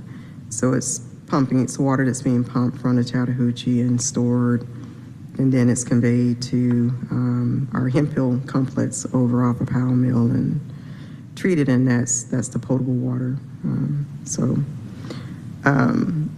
Cook Park was the marquee project to address flooding and sewer capacity. And so, again, we were able to see how that installation performed. It was designed for the 100-year storm. Based on the degree of flooding, the wet pond was flooded out, but it's designed to flood out the entire park itself. That didn't happen. But we did recognize that there is a little bit of a omission on making sure that we capture the flow that's coming down Northside Drive. And to your point, we've had a lot of conversations with regarding the expansion of Georgia World Congress Center and the stormwater measures that they have on site. Are they adequate or not? And What are the things we need to do to help to address that issue, and conversations we can continue to have with them. Conversations that we're having with Atlanta Housing Authority as well. They're doing a lot of developments in the location in the area as well. So we're planning to meet with them and just make sure that they are doing their part in instituting the necessary measures within their developments. Well, thank you for the clarification on the stormwater and the fresh water as far as the West Side Park. So what I'm hearing, we probably need to find another way to create another Cook Park, probably with a tunnel under it. You know, on that wish list, definitely the full development of Valley Hawks. I mean, will help. we're one thing we're doing, and that's we're an output of the technical advisory committee that we convened last fall, was to look at across the city parcels, portions of the city that are prone to flooding, and to be able to flag those parcels and develop a mesh layer that we will be sharing with our zoning and planning colleagues, so that when developers come in, they can know when they're in a modified floodplain, or they're in an area that is topographically challenged, or there's been some issues, and it is, a risk if they do so. So we're developing that, finishing up those efforts. So we have quite a bit of data. Want to make sure that we're sharing it with our internal colleagues and the external community to better make informed decisions about stormwater management. Well, just want to say thank you. Appreciate you and your team and everyone involved. Since the event, the community have had some moments, but one thing they say that you are definitely have been keeping them informed. Of course, we had some roadblocks the way information was not getting out, or things of that nature. I also want to self-correct myself. It's not only Vine City or English Avenue that flood, of course, Hunter Hills, Washington Park, Harvale Homes. Yeah. But if we could catch it upstream, then Yes. downstream would definitely be okay. So just want to say thank you. I caught half of this, like I said. I'm gonna look through the rest, but Mr. Chairman, I yield. Thank you, Councilmember Amos. And we've been rejoined by Councilmember Shook, so I'll give him the opportunity to share anything on his mind.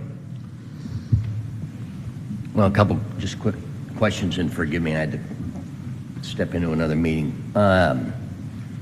Is the city contemplating asking for an extension of the consent decree and our deadlines? Yes, sir, we are. That is mainly driven by current economic market conditions. As part of the work that we do with development of projects to ensure system capacity and mitigate flooding. There is a project that, there's a couple of projects that may slip. And of course, we watch our schedule with a keen eye to make sure that we're being very thoughtful and, of course, giving enough notice to the regulatory agency about potential misses. And so there's a notable project that we thought could be a storage tank, and just based on the volume, it's going to need to be a tunnel. So tunnels take time. The construction time frame for those are, about 3+ years. It takes about a year to get the boring machine. And so we put together, a justification for why we'd need to elongate it just a bit. I would think the city would have a good story to tell We've done a lot of work. in terms of just our commitments and the work that we've ceaselessly been doing. So in terms of both volume and toxicity of the stormwater with which we have to deal, how do we do a better job of partnering with GDOT to help solve some of these problems? That is a good question, Councilman Shook. We are looking to have more conversations with GDOT regarding their infrastructure and contributions of stormwater flow from the highway system, and are looking to partner with them and to figure out the best way to have them come into the fold of participation and supporting us with mitigating stormwater issues that, the flow that's coming off the highway and its impacts to communities and some of the local creeks and streams and a lot of the trash and debris that's being carried with. So that is on the to-do list to have a focused conversation with them. That's going to take some friendly persuasion at the very top of both food chains. So, and then, so I guess we'll find out what the next steps are. I will say I've participated in 2 stormwater management discussions. Yes. I hope this next one's going to be a little more life-affirming. The first one was about 20 years ago, and ADA STW arrived dead and stayed that way. Yeah. And then the most recent one was introduced by the administration something like 60 days before candidate qualifying, which was not the best time to get city council interested in raising taxes and fees. So look forward to the discussion. We look forward to sharing with you the approach, the administration and council, getting your feedback. To your point, we had 2 goes at it previously. We definitely want to get this this current approaching What about adding approach one over the finish line. What about adding a stormwater element to our impact fee program? Because that was originally recommended by Duncan and Associates way back in the begining of time. I And think then there's going to politically, be it got left on the cutting room floor. there's going to be some options. I mean, you have that option. You have the property tax bill. You have the water sewer fee bill. We're going to put forth all options for consideration, and we look forward to getting feedback on which approach is going to be the most advantageous for us. Well, and it might be a mix. I've always said, Yeah. you take a little bit from a number of different buckets, and it's going to be less painful overall for most people. Yeah. All right, thank you. Thank you. I think Council President has something else he wanted to add. Just one more question. We talked about specifically the 4 areas downtown that have a combined system, and on the increase in impervious area page, you note that in those 4 specific basins, Tanyard, Clear Creek, North Ave, and Custer, there's a lot of impervious surfaces. That makes sense. My question is, a lot of those impervious surfaces in some of those areas are surface parking. Is the stormwater runoff worse if it is a dense built environment or if it's a surface runoff, if it's a surface parking lot? Or is there a difference? Are they kind of the same? Or if we saw greater densification, if we saw surface parking lots go away and be developed, would we actually see a benefit on the stormwater side? I'm going to defer to my technical team, but I would think you would see increased runoff more from a surface parking lot. But, dense development has its cons as well and contributions. Sure. So, Commissioner Prince, anything you want to add to that?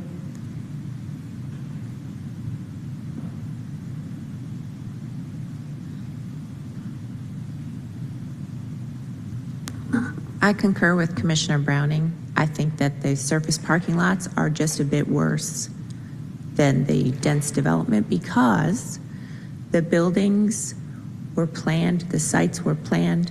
They thought of stormwater to some degree depending upon when the structures were built. But surface parking lots, particularly ones that have been around for a long time, do not consider that. Great. Thank you. Thank you, Mr. Chair. That's it. Thank you, Council President. I'll jump in here. Just the conversation around impervious lots versus new development. There's a significant amount of both of those in District 1. And we've seen a long-term history of the downside of having some of those impervious lots from the old Turner Field Stadium. A lot of the issues that we see now in the Peoplestown community can be contributed back to that. But on the flip side of that, we've seen a lot of new development coming as a result of the Beltline, and I know there's been a lot of collaboration, with the Department of Watershed Management, Sustainability and Resilience, and making sure that, these new developments are doing all they can to, help minimize some of the risk associated with stormwater runoff. And so I've seen some of that firsthand and seeing, what those challenges are. One question I had does go back to separate versus combined sewer systems. And, I know saw some of the history behind that, but can you kind of walk us through that, the decision-making process to do that? Does that tie back into the equity, diversion and inclusion discussion as well? So that was, and Councilman Shook probably remembers all of the discussions that were had back in the early 2000s that really came about from the consent decrees. And the approach for the CSO consent decree, in which it was under former Mayor Shirley Franklin's tenure, where she convened a blue ribbon panel of technical professionals to come together and figure out what would be the most feasible approach for the city. And again, the overall objective was to mitigate the amount of sewer overflows that were polluting local creeks and streams. And as Councilmember Shook indicated, we've invested over $2 billion in the system upgrades across the city. I always say that the water and wastewater infrastructure touches everybody. It touches every community. The projects that we're implementing from a consent decree standpoint touches every community, whether it is across a different income threshold. We're tasked with a single goal of ensuring that we have up to par, good infrastructure to be able to convey sewer flows and capture stormwater as well within the combined system and mitigate the amount of sewer overflows. And so, very early on in the consent decrees, we were averaging over 1,000 sewer spills per year. And so now, after all the investment and continuing investment, we're about 200. So we've made a drastic reduction in the number and volume. And so, there's opportunity to continue to further the work that we're doing. Okay. And then I know, you put up on your presentation, there's several capacity relief projects that are scheduled or either already under works throughout the city. Tying that back into the stormwater utility conversation, funding for these for many of them has already been identified. Yes. But for a lot of the long-term projects, how do you see stormwater utility kind of helping get us to the finish line in terms of as we look at that CSO consent decree? So I think the benefit within the combined system is the leverage of the consent decree, because we are tasked with ensuring adequate system capacity and mitigating flooding. So we're going to leverage those dollars and those projects to solve those problems and those issues within those areas that are within a lot of the disadvantaged communities. So we want to make sure we get it right. And then from a stormwater utilities perspective, that is going to continue to carry us forward with the ongoing maintenance of storm assets, the completing structural repairs of storm system.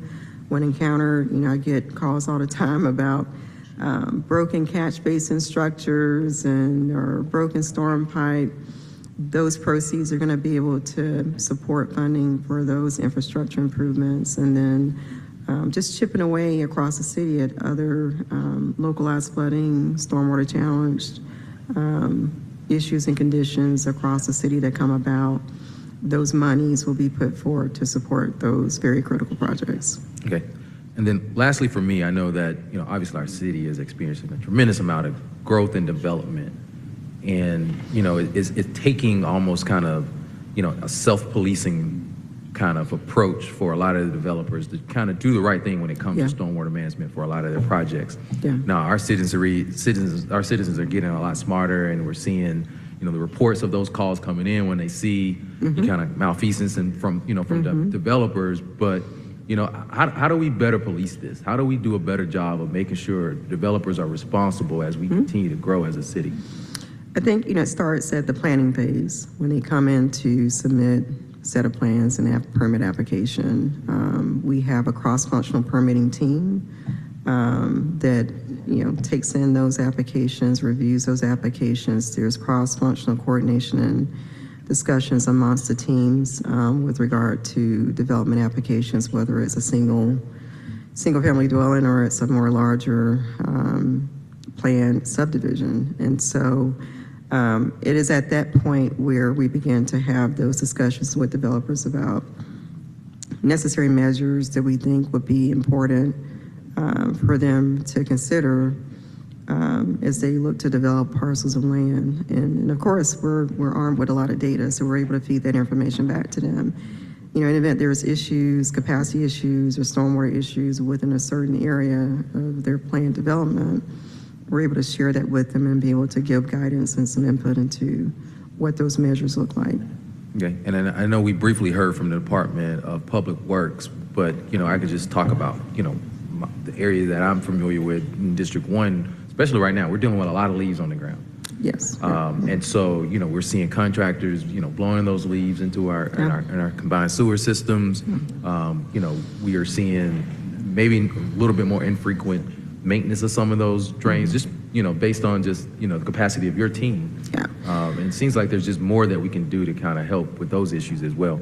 That's a very good point. I mean, obviously the leaves going into the drains is not ideal. It's becomes more work for us to have to clean those drains out, and so that's where the public outreach piece comes into place. We, Department of Watershed Management, we have a couple of outreach videos to customers and citizens about, you know, best practices of, you know, what to do in the fall and winter season with leaves. And you know, again, we support Department of Public Works and the street sweeping program that they have. That's another maintenance-driven program that we support, and it's important for us within the combined area. And then, of course, we have our environmental inspection and enforcement team that makes sure that active developments, that their BMPs and erosion control practices are compliant with our requirements, and that they're not contributing any illicit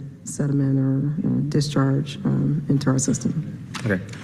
Well, while, you know, we kind of have other departments in the room, and it seems like this is, you know, more of a cross-department problem, you know, and maybe getting with the planning department, reaching out to NPUs, letting our citizens know the impact of that, which in many cases are, you know, putting things in our drains, in our combined sewer systems. You know, you're impacting potentially, literally neighbors that are downhill from you. And I think a lot of people are not familiar with the process and how that works with our combined sewer system. And so I think, you know, we could do a better job in whether it's outreach or PR to just let people know the issues that we are having as a city when it comes to that. So with that, I appreciate everyone's presentations today. This has been great. We do have a public comment section. As it stands right now, we have 4 people that have signed up. So we're going to go with that. We'll talk next steps, and then we'll adjourn for today. I know that we're a little bit over time, but I want to make sure those that have signed up from public comment have an opportunity to speak. First, we have Maya Teague signed up. Ms. Teague, you will have 3 minutes. There's a clock to your right. Thank you. My name is Maya Teague, and I'm a community advocate for Hunter Hills. And I just wanted to call attention to specific residential areas that experience frequent flooding beyond the 25-year rain event that happened on September 14th. The first address is in Hunter Hills in District 3, 1247 Joseph E. Boone Boulevard. The second neighborhood is in Mechanicsville, District 4. This is Cooper Street between Bass and Love Street. Finally, we've got Herbert Taylor Park in Morningside Lennox Park in District 6. And all of these places, parks, they flood frequently due to insufficient stormwater infrastructure or clogged sewer drains, and this happens way more frequently than was acknowledged today, but thank you for your time. Thank you. Next, we have Ben Emanuel. You'll have 3 minutes. All right. Thank you, Mr. Chairman and council members. Appreciate the time to offer brief comments and appreciate the time devoted to this topic today. Very important one, and I'm very happy to see you all, as well as so many department heads, devoting so much time and attention to stormwater management issues. I'm a resident of District 5. and work as a Southeast Conservation Director with a nonprofit organization called American Rivers. We're a national conservation organization with offices all around the country, partnering with local community, nonprofit, and government partners everywhere we work to advance river health and community benefits, throughout the nation. So water is something I think about a lot. Stormwater in particular is something I think about a lot. My organization's been active here in Atlanta about 15 years now. And along with many local partners, we've been active in some of the collaborative venues that some of the speakers have noted this morning, the Green Infrastructure Task Force, the Water Equity Task Force, and other efforts focused on addressing these issues in multiple neighborhoods over many years, as you all know, throughout the city. So I would emphasize just two main points, with that for background.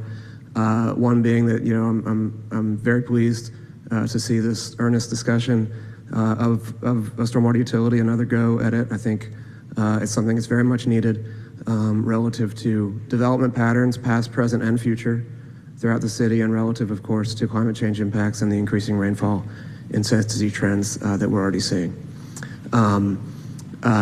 So it's a very important tool. I have a lot of experience professionally and knowledge of how widely used stormwater utilities are. Going back in some communities, about 20 years now, scores of communities throughout Georgia and many, many communities throughout the nation have found this to be an effective tool.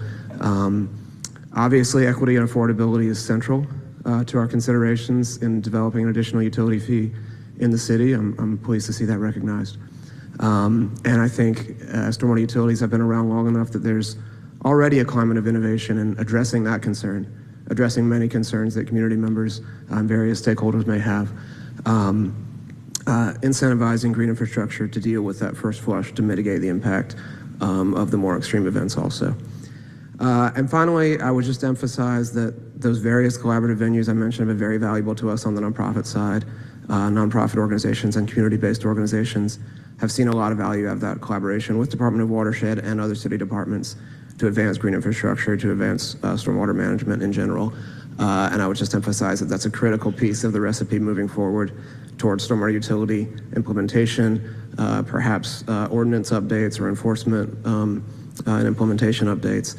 And we stand ready, to participate closely in all those efforts as things go forward.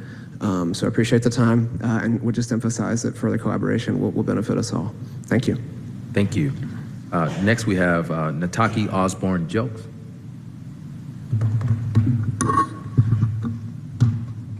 You'll have 3 minutes. Thank you so much. Thank you for convening this work session. Thank you for all who are in attendance. And thanks to the city departments who have presented today. We deeply appreciate all the work that has gone on and the work that is in progress. I'm Dr. Nataki Osborne-Jelks. I'm Assistant Professor of Environmental and Health Sciences at Spelman College. I'm also co-founder and director of the West Atlanta Watershed Alliance, otherwise known as WAWA. As you work through, developing collaborative solutions, the main ask that I have for you is to please seek out and to value input from people who live in flooded areas. Value their sense of place. They can tell you the directions from which the floodwaters have come. They can tell you how high the floodwaters get. They can identify the low-lying areas that can detain waters to mitigate flooding. Study and use the work of community scientists in our community. We have folks in English Avenue, Vine City, Grove Park, all over the Proctor Creek watershed, and quite honestly across various watersheds in the city who have come together, who've been working on these issues for a number of years, along with WAWA, Environmental Community Action, American Rivers, the Conservation Fund, and other organizations. There is a Proctor Creek North Avenue vision document published by Park Pride, informed by the work of community scientists. There are 9 conceptual plans developed around the HBCUs in the Atlanta University Center, in which community scientists have already documented recommendations to reduce flooding. For example, they have observed years ago that because LaShaye Street is the lowest elevation street in the Atlanta University Center, that major rain events always come to it. They've observed that Beckwith Street acts as a dam, something that happened on 9/14. So I'm really just kind of encouraging us to make sure that not only are we kind of hearing the complaints, but that we are engaging community members at the table as we're discussing the various alternatives. I want to also recommend a couple of things. There needs to be some policy changes with respect to HUD, with respect to things like the Choice Neighborhood grants. They don't require capturing enough rainwater. Atlanta Housing's development along the Atlanta Student Movement Boulevard was a major source of water and mud that flooded buildings across the street from that area and traveled as far as Lachey Street. Neither HUD or Atlanta Housing implemented flood mitigation measures recommended by community scientists and by community members who have experienced these challenges.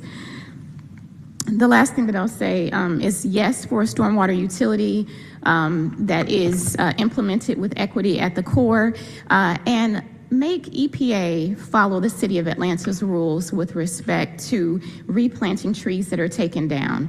With the remediation that's happening with the West Side Superfund project, and I know I'm over time, but trees are being taken down and they're not being replanted when we have a tree protection ordinance here in the city, and the communities that are already at the top of the list in terms of flood risk and heat and flood risk are the ones who are bearing the brunt of the impacts moving forward as these trees are coming down and they're not being replanted. Thank you. Thank you. Next, we have Chris Magnanello. Did I say that right? Sorry. Manganello, thank you. Magnanello. Yes, my name is Dr. Chris Manganello. I'm a District 5 resident, and I also work for Chattahoochee Riverkeeper, serve as the Water Policy Director at Chattahoochee Riverkeeper. Chattahoochee Riverkeeper, of course, our job is to make sure there's enough clean water in the Chattahoochee River and all of its tributaries for all of the communities that need it, businesses, for public health and for environmental services as well. We have a long history of working alongside and partnering with the city on stormwater and other water issues. I think, also want to say, like some of the folks that were up before you, I've been a member of the Green Infrastructure Task Force. I've been engaged with the Water Equity Task Force, and want to keep seeing those type of collaborative processes continue to move forward.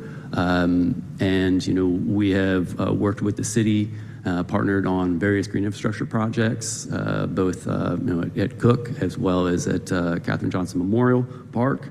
Organizationally, we want to be a resource to the council, as well as continue working with the city on moving forward with storm water management practices.